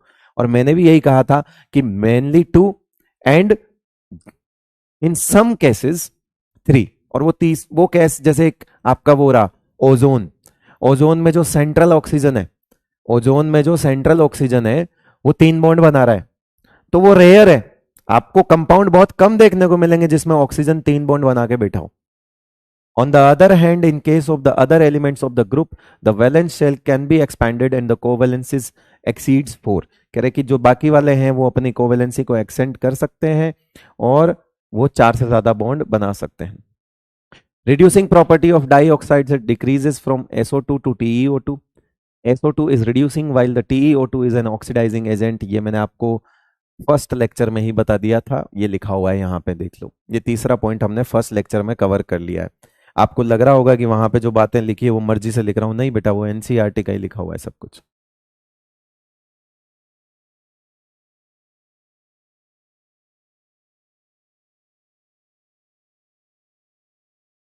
समझ में आया?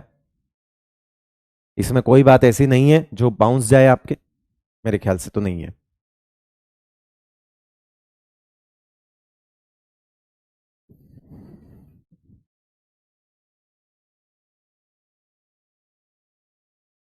Okay good.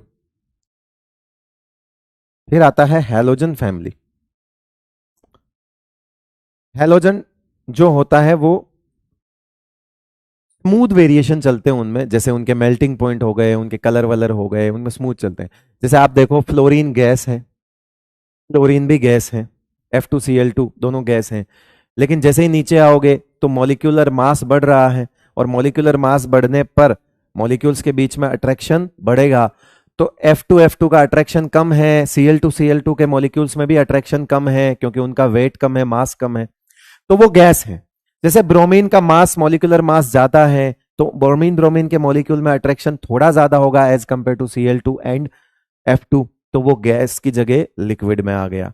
नीचे जाओगे, आयोडीन का मास और ज्यादा है, तो मॉलिक्यूलर मास ज्यादा होने से आयोडीन आयोडीन के मॉलिक्यूल्स में और ज्यादा अट्रैक्शन होगा, वो और पास होंगे, जब पास आएंगे तो वो सॉलिड बन जाएंगे। तो आप देखो सिंपल सा है, F2 गैस, Cl2 गैस, ठीक है, फिर Br2 liquid and then I2 क्या हो जाता है बेटा, सीधा सॉलिड हो जाता है। उनके मेल्टिंग पॉइंट और बॉइलिंग पॉइंट भी एकदम बढ़िया तरीके से इंक्रीज होंगे, बिकॉज उनका मॉलिक्यूलर वेट बढ़ रहा है। मेल्टिंग पॉइंट बॉइलिंग पॉइंट का मतलब होता है मॉलिक्यूल मॉलिक्यूल के बीच का अट्रैक्शन, और मॉलिक्यूल मॉलिक्यूल के बीच का अट्रैक्शन चलता है वीक वंडरवॉल फोर्स के थ्रू, और वीक वंडरवॉल फोर्स चलते हैं मॉलिक्यूलर वेट के थ्रू, यानी मॉलिक्यूलर वेट ज्यादा तो वीक वंडरवॉल फोर्स ज्यादा, और वीक वंडरवॉल फोर्स ज्यादा तो मॉलिक्यूल्स के बीच में अट्रैक्शन ज्यादा, और अट्रैक्शन ज्यादा तो मेल्टिंग पॉइंट बॉइलिंग पॉइंट ज्यादा होगा। ठीक है, ऑल हैलोजेंस आर कलर्ड, सबके कलर होते हैं बेटा। This is due to the absorption of radiations in visible region which result in the excitation of outer electrons to higher energy level. MOT किस किस को याद है ना, MOT अगर किसी किसी को याद है तो F2 जो होता है ना हैलोजेंस में। होमोल्यूमो याद है किसी को?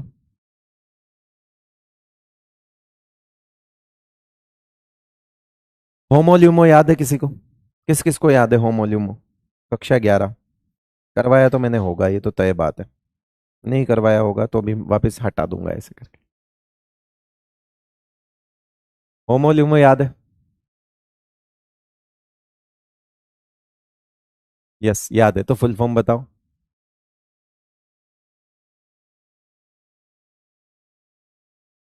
Highest occupied molecular orbital, lowest unoccupied molecular orbital. Yes yes, मिल गया मिल गया मिल गया मिल गया आंसर, दो चार के आंसर आ जाएंगे मान जाऊंगा मैं। ठीक है, बाकी या तो नहीं पढ़े हुए होंगे या फिर पढ़े हुए होंगे और फिर भी नहीं याद है, तो गलती उनकी। तो होमो की एनर्जी कम रहती है, ये नीचे होता है, और ल्यूमो की एनर्जी ज्यादा होती है, मतलब यहां से यहां एनर्जी गैप होता है। हेलोजेंस में जो होमो ल्यूमो ट्रांजिशन होता है ना बेटा, होमो यहां होता है और ल्यूमो ऊपर होता है, तो होमो ल्यूमो ट्रांजिशन होता है यहां से यहां तक। तो ये जो एक एनर्जी गैप बनता है, डेल्टा एनर्जी गैप, जैसे T2GEG में बन रहा था, याद है T2GEG, और T2GAG में बनता था, वैसे ही यहां पे दो ऑर्बिटल्स के बीच में भी गैप बनता है। तो यहां से यहां इलेक्ट्रॉन कूदते रहते हैं, और वो विजिबल रीजन में अगर आ गया, वेवलेंथ एब्जॉर्ब्ड वेवलेंथ अगर विजिबल रीजन में चली गई एनर्जी गैप को देखते हुए, तो कलर दिखा देगा। हेलोजेंस में यही होता है, हेलोजेंस में यही होता है, होमो ल्यूमो जो है ट्रांजिशन होता है जो, तो यानी कि इन्होंने नाम तो नहीं लिखा है बेटा, नाम तो नहीं लिखा है, लेकिन इन्होंने एक चीज लिखी है, और वो क्या लिखी है कि halogens are colored, this is due to absorption of radiations in visible region which result in the excitation of outer electrons of higher energy level। ये जिन एनर्जी लेवल की बात कर रहा है वो होमोल्यूमो है ना, होमोल्यूमो। F2 के लिए तो आप मॉलिक्यूलर ऑर्बिटल थ्योरी का कॉन्फ़िगरेशन लिखकर सीख भी सकते हो। कलर दिए हुए हैं, F2 येलो कलर का होता है, Cl2 ग्रीनिश येलो होता है, आप देखना नीचे जाने पे डार्क होता जाएगा। येलो को थोड़ा डार्क करो, ग्रीनिश येलो, और डार्क करो वो रेड हो जाएगा, I2 और डार्क करोगे वो वायलेट हो जाएगा, डार्क होता जा रहा है कलर।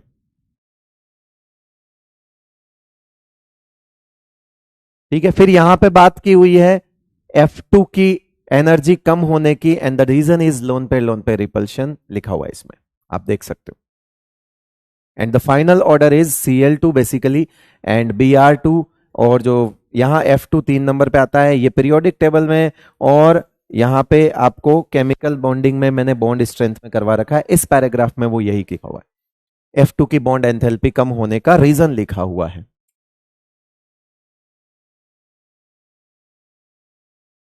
ये सब याद करना है।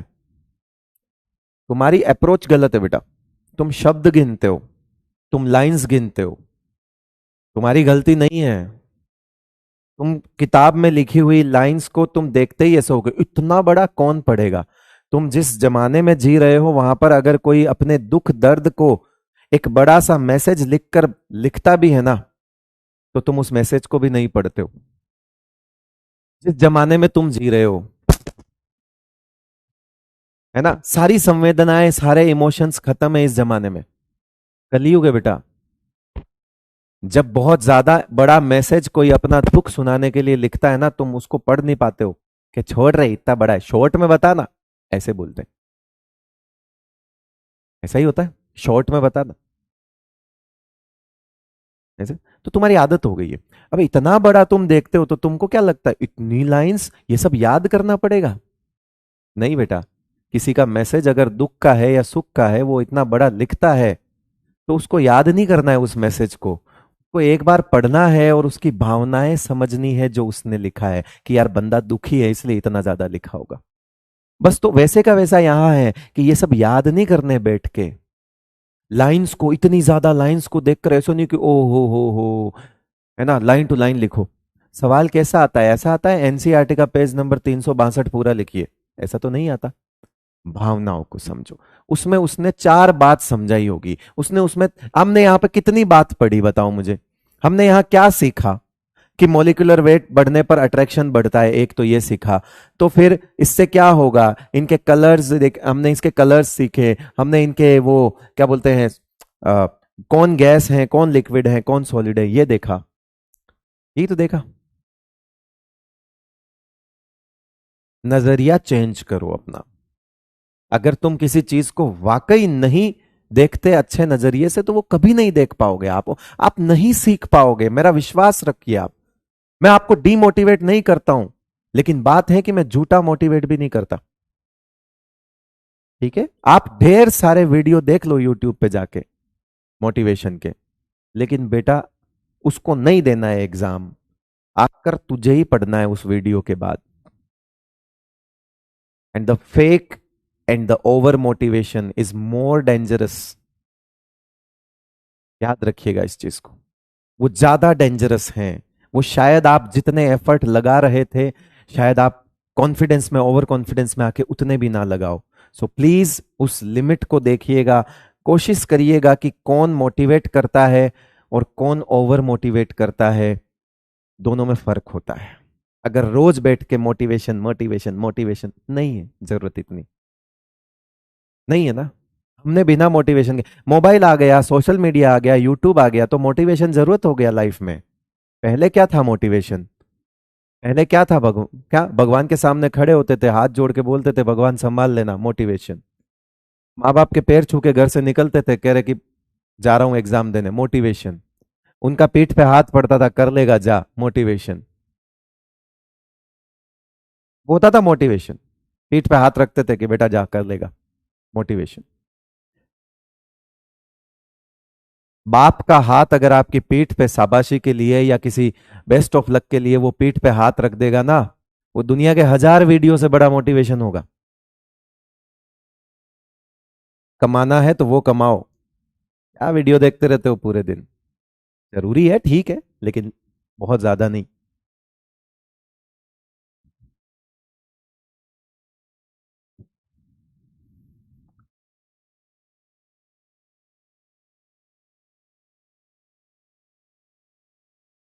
एक बच्चा लिख रहा है कि तब इतना डिस्ट्रैक्शन भी नहीं मिलता था, जिन डिस्ट्रैक्शंस की तू बात कर रहा था वो मिलता था।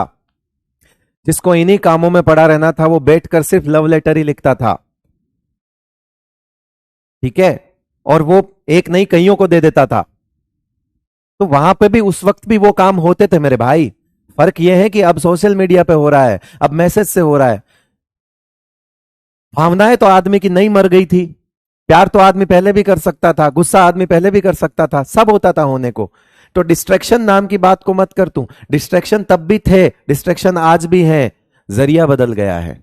इसीलिए मोटिवेशन का भी जरिया बदल गया है। लेकिन कभी वो रियल मोटिवेशन जो अपने पेरेंट्स से मिलता है तुमको, लेकर देखना।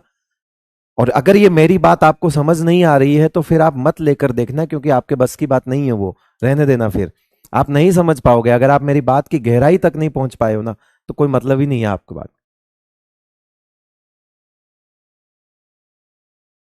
हाँ, फोटो कॉपी करा के, एग्जैक्टली। अरे एक साथ बहुत ज्यादा बांटना होता था भाई। चलो, क्योंकि डिस्ट्रैक्शन की बात छोड़ो तुम, वो तो तब भी था जब कीपैड फोन्स थे। कीपैड फोन्स में अगर टी को, टी अल्फाबेट को है ना, 4 बार दबा के, है ना, PQRS ऐसे। अब एस अल्फाबेट को अगर 4 बार लगा के लिखना होता था, मैसेज तो तब भी टाइप होता था। 60 रुपए 100 रुपए का मैसेज का पैक डलता था, और मैसेज तो तब भी टाइप होता था। मेहनत तो तब थी, ज्यादा डिस्ट्रैक्शन था बे। रबर का कीपैड होता था, फूल जाता था बेचारा, गायब हो जाते थे कि कहां पे 1 2 3 4 5 लिखे हुए हैं, गायब हो जाता था। कितना टाइप किया है वो कीपैड बता देता था। उस वक्त तो कीपैड देख के पता लग जाता था कि हाँ, चल रहा है कुछ। बहुत घिस दिया बे, कीपैड देख के पता लग जाता था कि मेहनत चल रही है भाई की।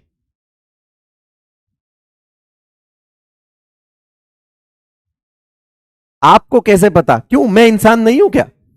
है, मैं क्या बोल दूं, मैं दूध का धुला हुआ हूं क्या? मुझ में इमोशंस नहीं है क्या? आपको कैसे पता? अरे एक्सपीरियंस, पर्सनल एक्सपीरियंस, अच्छे और बुरे कैसे भी हो बताना चाहिए। कभी कभी किसी का भला हो जाए तो ज्यादा बढ़िया है।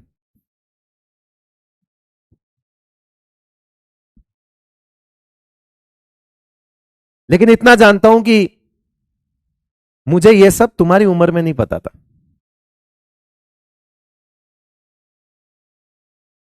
मैंने स्कूल में फोन नहीं देखा ना बेटा।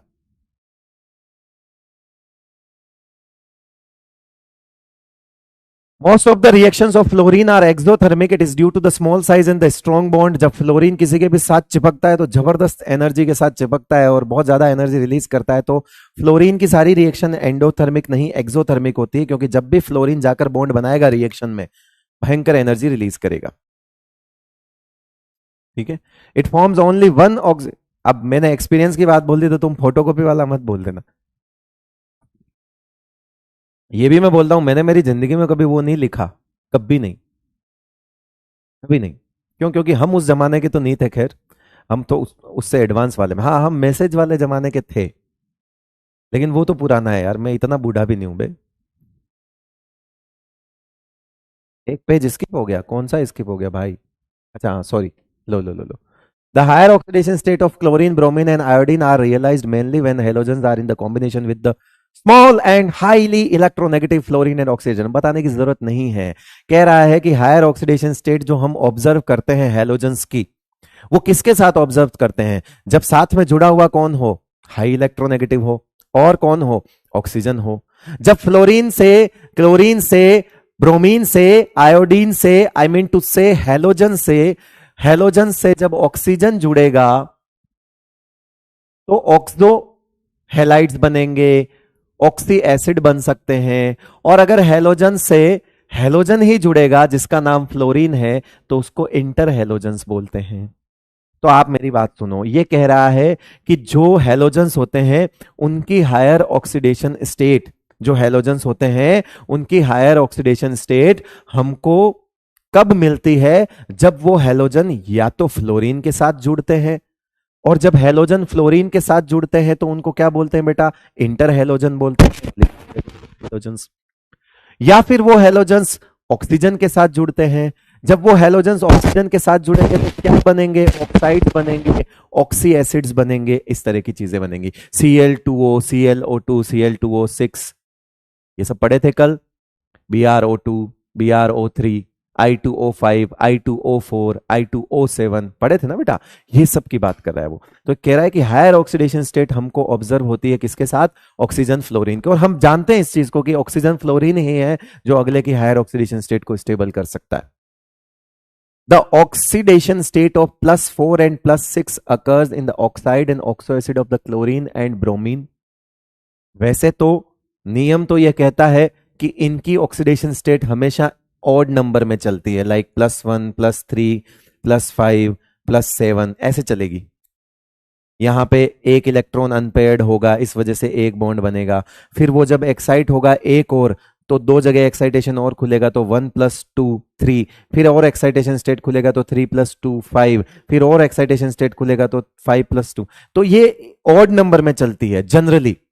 लेकिन कुछ ऑक्साइड्स होते हैं जिनमें इवन नंबर में ऑक्सीडेशन आता है, और वो सिर्फ ऑक्साइड होते हैं किसके किसके, क्लोरीन एंड ब्रोमीन के, और वो हमने कल देखा है, और वो है ClO3 हो गया, BrO3 हो गया, ये देखो ये +6 में है, ये भी +6 में है, ClO2 हो गया, ये देखो ये +4 में है, BrO2 हो गया, ये देखो ये +4 में है।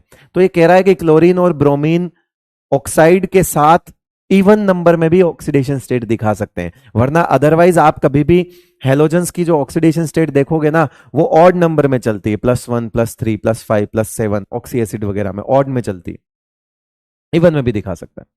The fluorine atom has no d orbital in its valence shell and therefore cannot expand its octet. Being the most electronegative, it exhibit only -1 oxidation state. केवल एक मात्र ऑक्सीडेशन स्टेट होती है फ्लोरीन के पास, कोई वेराइटी नहीं, कोई कुछ नहीं, द वन एंड ओनली -1। सारे हेलोजेंस बहुत ज्यादा रिएक्टिव होते हैं, they react with the metals and non metals to form halides. ठीक है, किसी भी मेटल और नॉन मेटल के साथ हेलोजेंस जुड़ेंगे तो क्या बनेंगे बेटा, हेलाइड्स बनेंगे। रिएक्टिविटी ऑफ हेलोजन डिक्रीज होगी, रीजन है इलेक्ट्रोनेगेटिविटी भी टॉप टू बॉटम डिक्रीज होती है। किसी नॉन मेटल की रिएक्टिविटी इलेक्ट्रोनेगेटिविटी से देखी जाती है बेटा, तो रिएक्टिविटी यहां पर टॉप टू बॉटम डिक्रीज होगी। यहीं अगर मैं मेटल्स की रिएक्टिविटी की बात करूं तो टॉप टू बॉटम क्या होगा जरा बताओ।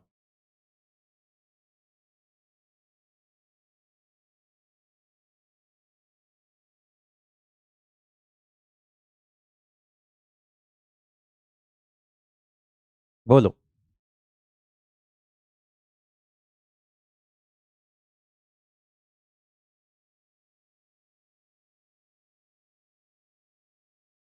मेटल्स की रिएक्टिविटी टॉप टू बॉटम क्या होगी बेटा, इंक्रीज। रीजन, क्या मेटल्स की रिएक्टिविटी को इलेक्ट्रोनेगेटिविटी से देखा जाता है? रीजन बोलो, रीजन रीजन रीजन। मेटल का काम इलेक्ट्रॉन छोड़ना, तो जो जल्दी इलेक्ट्रॉन छोड़ेगा वो बहुत अच्छा मेटल, और इलेक्ट्रॉन निकालने की जो प्रॉपर्टी होती थी and that is ionisation energy.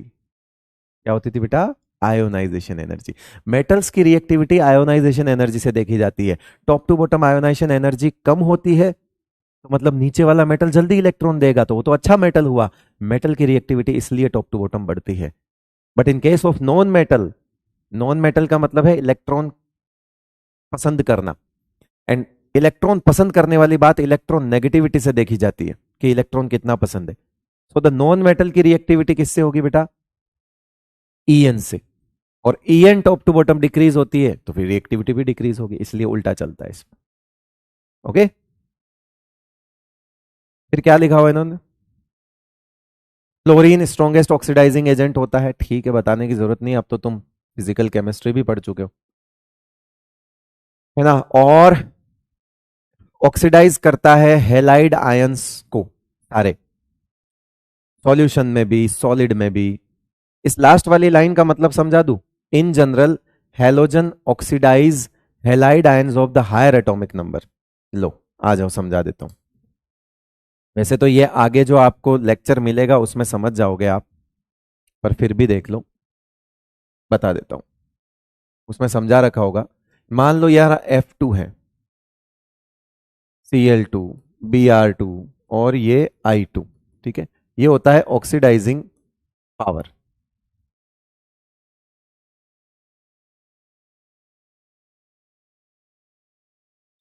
और जो हेलोजेंस होते हैं, हेलोजेंस वो हेलाइड आयन है, ये तो है हेलोजेंस, इनको क्या बोलते हैं बेटा, हेलोजेंस। और मैं बोल दूं हेलाइड आयंस, हेलाइड होंगे F-Cl-, Br-, I-। इनमें ये रिड्यूसिंग पावर का ऑर्डर होता है। भाई इनको तो इलेक्ट्रॉन खाना है, और जो खा चुके हैं उनसे वापस छीनने की बात करेंगे, इसलिए इनकी प्रॉपर्टी रिड्यूसिंग देखी जाती है और हेलोजेंस की प्रॉपर्टी ऑक्सीडाइजिंग देखी जाती है।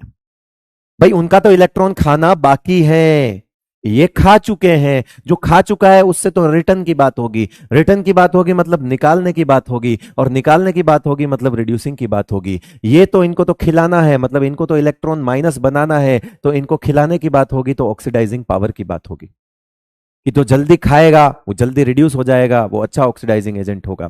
तो ये कह रहा है कि ये सब क्या करते हैं, जैसे मैं यहां पे बोल दूं F2 है, मैंने F2 ले लिया, और अगर मैं इसको X माइनस लिख दूं तो यहाँ पे X2 बन जाएगा और साथ में F माइनस बन जाएगा, और यहाँ पे जो X है वो कौन कौन हो सकता है, इससे पीछे आने वाले सब हो सकते हैं, Cl माइनस, Br माइनस और I माइनस।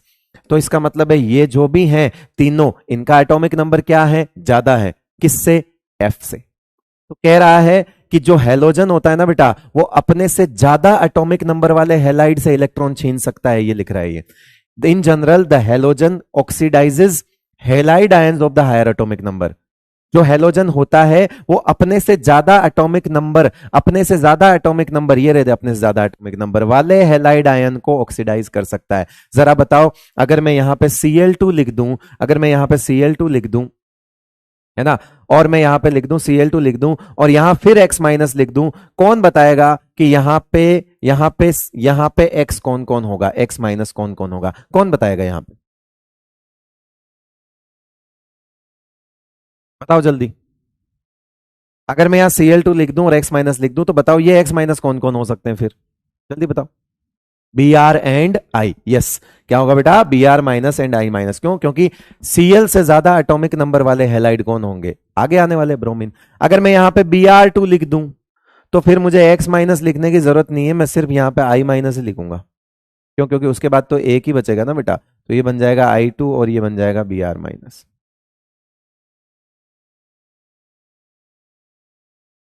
क्लियर है, उस लाइन का मतलब है ये, समझ आई line. In general a halogen oxidizes halide ion of higher atomic number, मतलब वो उससे अपने ज्यादा हायर एटॉमिक नंबर वाले हेलाइड आयन से इलेक्ट्रॉन छीन सकता है, उसको ऑक्सीडाइज कर सकता है, ये लिखा हुआ है बेटा। ओके, देख लो कितनी सी बात थी, 3 रिएक्शन बन गई, छोटी सी बात थी। वो तो ये पूछ लेगा which of the following reaction is correct और incorrect, which of the following reaction is possible और नॉट पॉसिबल, कुछ भी पूछ लेगा वो तो। छोटी सी बात थी, छोटी सी बात थी, वो लिख के आगे भाग गए।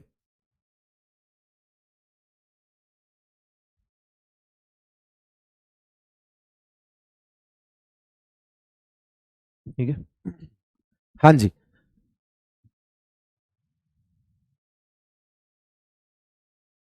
ये बाकी के पॉइंट्स में होमवर्क देके जा रहा हूं, कल समझा दूंगा। मैं होमवर्क क्यों देके जाऊं, 17:47 हुए, अभी तो टाइम है, 6:15 पे क्लास है, नहीं जा रहा होमवर्क देके। यहां पे दिया हुआ है, ये तो पहला वाला पॉइंट तो समझा ही दिया कि HF में H बॉन्डिंग होती है, इसमें कुछ भी नया नहीं फंसाएगा। ये आपको रिएक्शन में समझ आ जाएगा, ऐसी रिएक्शन हम बता देंगे, आपको समझ आ जाएगा।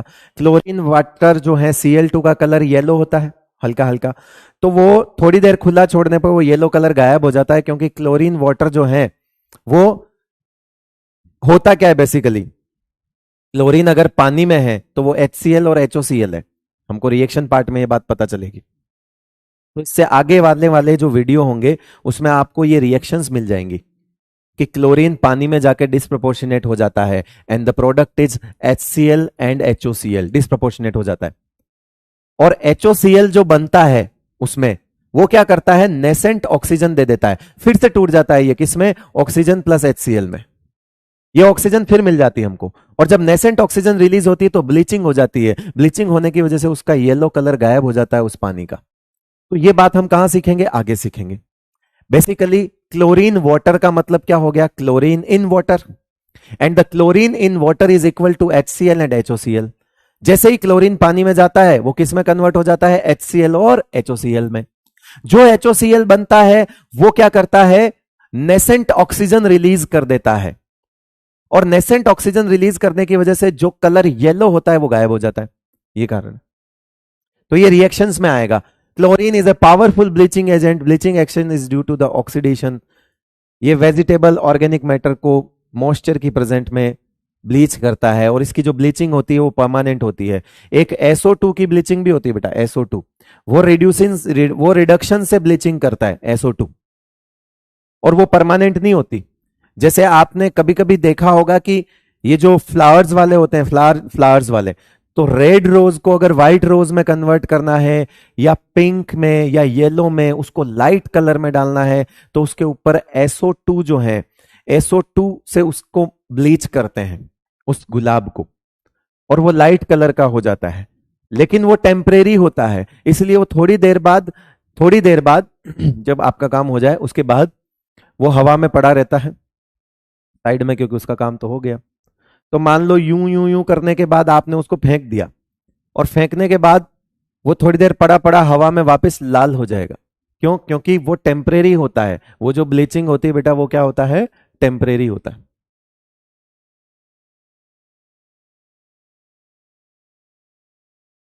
ठीक है, चल। कल वाली लाइव लेंगे, कल वाली क्लास तो हमारी है ही, लाइव लेंगे। लेकिन उसके बाद जो आपको क्लासेस मिलेगी वो रिकॉर्डेड मिलेगी, दो। और उसमें पी ब्लॉक खत्म हो जाएगा। एंड दिसंबर में मैं आपका जो बचा हुआ चैप्टर है सॉल्ट एनालिसिस, आपको शेड्यूल आ जाएगा, वो दिसंबर में करवा दूंगा मैं। दिसंबर फर्स्ट वीक में ही हो जाएगा वो सॉल्ट एनालिसिस, 3 से 4 लेक्चर उसमें लगेंगे, हो जाएगा वो। ठीक है। नहीं, कल वाली तो लाइव ही है, तो वीक में जो आपकी 4 क्लासेस आती है वो तो मैं लाइव ले रहा हूं, मैं आपकी क्लास थोड़ी छोड़ रहा हूं। कल वाली आपकी लाइव क्लास है, मेरी बात समझो। जो आपकी परसों से तो आपकी वैसे भी क्लास नहीं होती है, फिर तो मंडे को क्लास होती है। लेकिन आपके टेस्ट में पूरा पी ब्लॉक आ रहा है, तो आपको पी ब्लॉक के 2 ऐसे लेक्चर मैं आपको प्रोवाइड करा दूंगा, जो कि रिएक्शंस वगैरह और इस तरह की चीजें हैं वो रिकॉर्डेड प्रोवाइड करा दूंगा। तो आपका पी ब्लॉक कंप्लीट हो जाएगा। पी ब्लॉक क्या हो जाएगा आपका? कंप्लीट हो जाएगा इसी टाइम, मतलब इसी महीने में कंप्लीट हो जाएगा। फिर आप आराम से टेस्ट दे सकते हो। ठीक है। और फिर दिसंबर में हम वो करेंगे सॉल्ट एनालिसिस, क्योंकि कुछ दिन क्लास नहीं होगी आपकी आईओसी की, तो वो दिसंबर में स्टार्ट होगी, वो अनाउंस हो जाएगा आपको कि कब करना है। ठीक है, थोड़ा ब्रेक मिल जाएगा आपको। वो तो नया ऐड हुआ है इसलिए मैं पढ़ा रहा हूँ वो चैप्टर, वैसे नियम से तो वो है भी नहीं कायदे से, तो अगर पुराने सिलेबस की बात करें तो। ठीक है, तो फिक्र मत करो। तो कल वाली क्लास हमारी लाइव ही रहेगी। फिर आता है inter halogen compounds are very useful fluorinating agents. ठीक है। एक फ्लोरिनेटिंग एजेंट हमने कल भी पढ़ा था, किसको याद है? ये तो है ही, ClF3Br(F3) तो है ही, ये भी फ्लोरिनेटिंग एजेंट है। और एक कल और पढ़ा था, किस किस को याद है? बताओ जल्दी बताओ, नाम बताओ उस फ्लोरिनेटिंग एजेंट का। वो भी कुछ ऐसा ऐसा सा ही काम कर रहा था। ये यूरेनियम को कर रहा है, वो किसी और रेडियो एक्टिव एलिमेंट को या रेडियो एक्टिव फ्यूल को काम कर रहा था। जल्दी बताओ, वो कौन सा कंपाउंड था जो कल फ्लोरिनेटिंग एजेंट का काम कर रहा था, एंड वो कौन से एलिमेंट को रिकवर कर रहा था, ये भी बता देना जल्दी। O2F2 था, OF2 नहीं बेटा, O2F2, O2F2 था, yes yes yes yes yes, O2F2, O2F2 था, एंड जो प्लूटोनियम है उसको रिकवर कर रहा था। यहां पे कौन है कि यहां पे जो फ्लोरिनेटिंग एजेंट है वो inter halogens like ClF3 and Br(F3) ये हैं। ये भी फ्लोरीन दे सकते हैं, because these are also fluorinating agent, ये भी फ्लोरीन ही देंगे आपको। तो ये क्या करते हैं? ये UF6 बना देते हैं यूरेनियम को। एनरिचमेंट कह दो, रिकवरी कह दो, एक ही मतलब है उस चीज का, मतलब उनका मोटिव एक ही है। एनरिचमेंट का मतलब भी वही है कि जो वेस्ट फ्यूल है उसमें मात्रा बढ़ानी है आपको, यूरेनियम को उठा के लाना है, तो ये UF6 बना के उठा लेता है, एनरिचमेंट ऑफ यूरेनियम। और वहां पे वो प्लूटोनियम की बात कर रहा था। तो दोनों चीजें एक साथ कहीं लिख लेना ज्यादा अच्छा रहेगा। तो फ्लोरिनेटिंग एजेंट है दोनों ही, वो प्लूटोनियम के लिए था, ये आपका किसके लिए है? यूरेनियम के लिए। ये मैं आपको छोड़, ये याद नहीं करने, बस आप ऐसे देख लेना, ये मैं आपके ऊपर छोड़ के जा रहा हूं। ये देखो बेटा, अब हम ग्रुप 18 पे आ चुके हैं, इसमें सिवाय यूसेस के कुछ भी नहीं है। तो ये मैं आपके लिए ही छोड़ के जा रहा हूं, मतलब इसमें सिवाय यूज एंड एप्लीकेशन के कुछ भी नहीं है। इसमें कोई भी समझाने वाली बात नहीं है, अगर होती तो मैं जरूर बताता। अब ये सब कुछ है कि neon is used in the discharge tube and fluorescent bulb. Neon lights हम देखते हैं ना, नियोन लाइट्स वगैरह, वो सब जो लाइट्स होती है कैफे वगैरह में लगी हुई होती है, लाइट से ही कुछ लिखा होता है, वो सब नियोन वियोन होता है। ये आर्गन भी हमारे बल्ब में गैस भरते थे पहले, वो वाले पीले वाले लट्टू। तो ये यूज के अलावा कुछ भी नहीं है इसमें। ये लो, और देख लेना कि कुछ इनर्ट गैस आपके फायदे की भी हैं, जैसे जिनोन हो गया और क्रिप्टन हो गया। ये तुमको बहुत अच्छी लगेगी, इनको तुमको एक क्या बोलते हैं, हाँ मतलब ये दोनों इनर्ट गैस एकदम, मतलब कहते हैं ना कि गले लगाने का मन करेगा कि इनका कोई यूज नहीं है सिग्निफिकेंट, तो तुम खुश रहोगे कि ठीक है, इसके बारे में 5 बातें नहीं लिखी हुई है। ओके, तो ये भी मैं आपको होमवर्क, मतलब आपको पढ़ना है, ये सिर्फ है ना, नोट करो चाहे नहीं करो। देखो जिसके पास एनसीईआरटी नहीं है और जो चाहता है कि नहीं ला सकता, इसको नोट ना करे, ये जीरोक्स करवा ले। ये स्लाइड्स जीरोक्स हो सकती है, प्रिंट निकल सकता है। अगर आपको पढ़ना है वैसे तो आप प्रिंट निकाल लेना इसका। ओके, तो ये एनसीईआरटी की लाइन हो जाएगी, होमवर्क और नोट्स भी हो जाएंगे। कल हम एलोट्रॉप्स ऑफ फास्फोरस से शुरू करेंगे, ऑक्सी एसिड पे खत्म करेंगे। ठीक है भाई, तो कल वाली क्लास हमारी लाइव रहेगी। नेक्स्ट 2 क्लासेस जो आपको मिलेगी वो कब कब आपको अपलोड होगी वो आपको अनाउंस हो जाएगा, कब अपलोड होगी, और उस हिसाब से हम आगे बढ़ेंगे। पी ब्लॉक को हम कल और अगली 2 क्लास में खत्म कर देंगे, और क्वेश्चन प्रैक्टिस का भी आपको एक रिकॉर्डेड वीडियो अलग से डलवा देंगे, पी ब्लॉक की क्वेश्चन प्रैक्टिस का। चलिए, बहुत बहुत शुक्रिया आपका, थैंक यू सो मच, नमस्कार। और क्वेश्चन प्रैक्टिस अगर आप चाहते हो 11 12 दोनों कंबाइन डलवा देंगे। ठीक है, 11th के पी ब्लॉक की क्वेश्चन प्रैक्टिस अगर नहीं हो रहे हो सवाल तो चिल्लाना मत कि आउट ऑफ सिलेबस है, 11th के भी डलवा दूंगा। 11th 12th दोनों मिला के पी ब्लॉक की क्वेश्चन प्रैक्टिस करवा दूंगा। तो पहले अगर 11th के पी ब्लॉक पढ़कर आप करना चाहो तो बेस्ट है, आपका कंप्लीट पी ब्लॉक हो जाएगा। शुक्रिया, थैंक यू, नमस्कार।